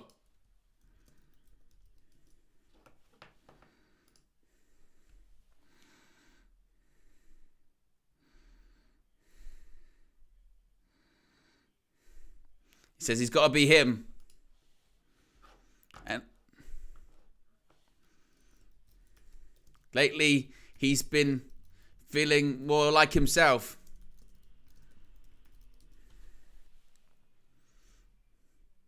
Wants to explain exactly how he feels.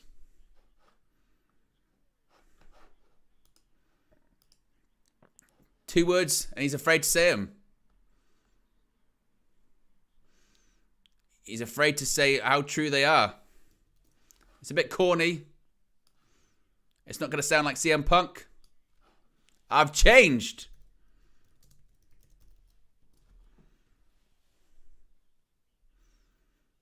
As long as you speak from the heart, you cannot go wrong. It's the truth. He's home. It's the truth. He said he's home. CM Punk said he's home.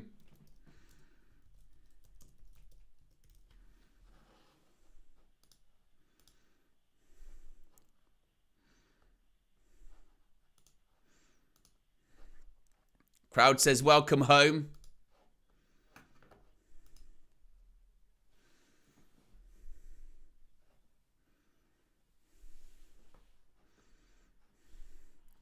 He says, this is where I belong.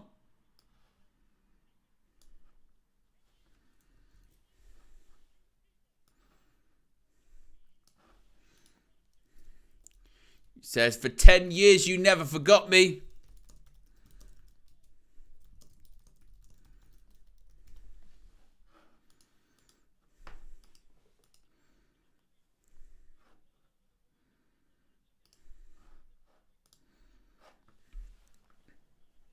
Never stop chanting his name.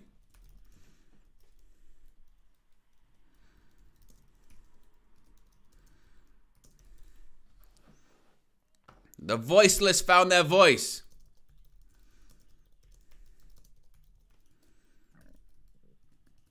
He says, I love you guys. And he's missed you guys.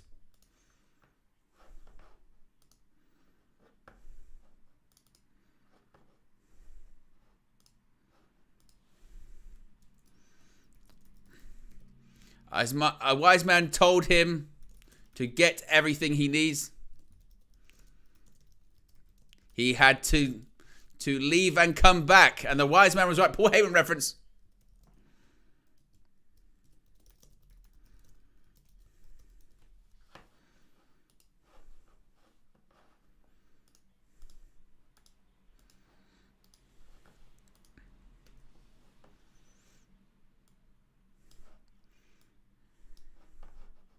He said it's been nothing to love. Feels like a family reunion.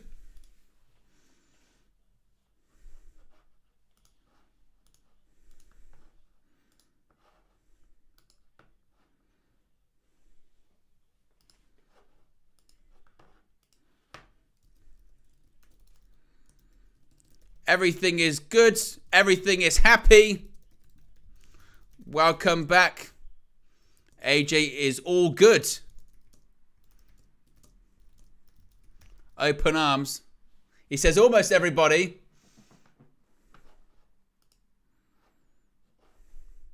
Some people are afraid. He's afraid of the truth.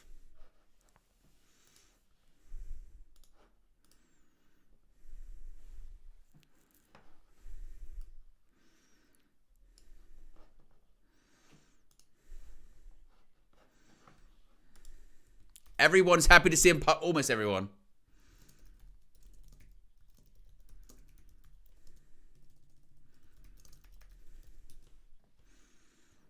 Some are afraid.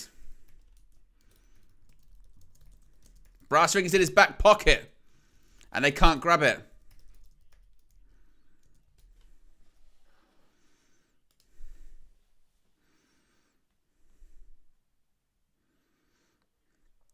Some people are afraid.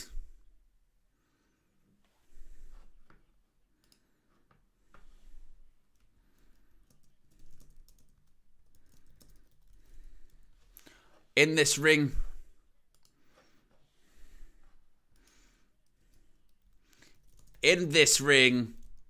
on the microphone, even on commentary.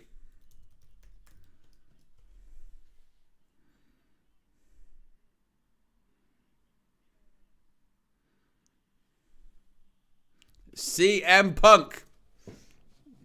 Well, there you go. That's it. He says he's back.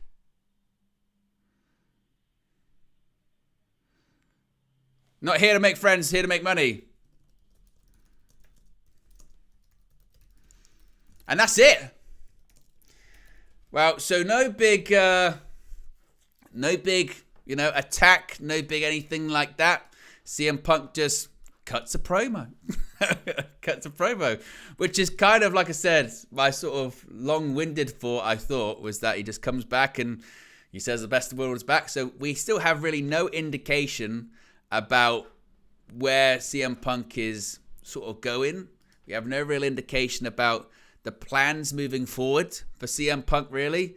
He came back, he spoke for a bit, and then he left. And I guess make of that what you will, right? Make of that what you will. Nevertheless, guys, right, we're going to be going to the post show very, very quickly. You don't have to go anywhere. You'll be redirected. I'll speak for you again about 5 minutes' time. I'm out there. Peace.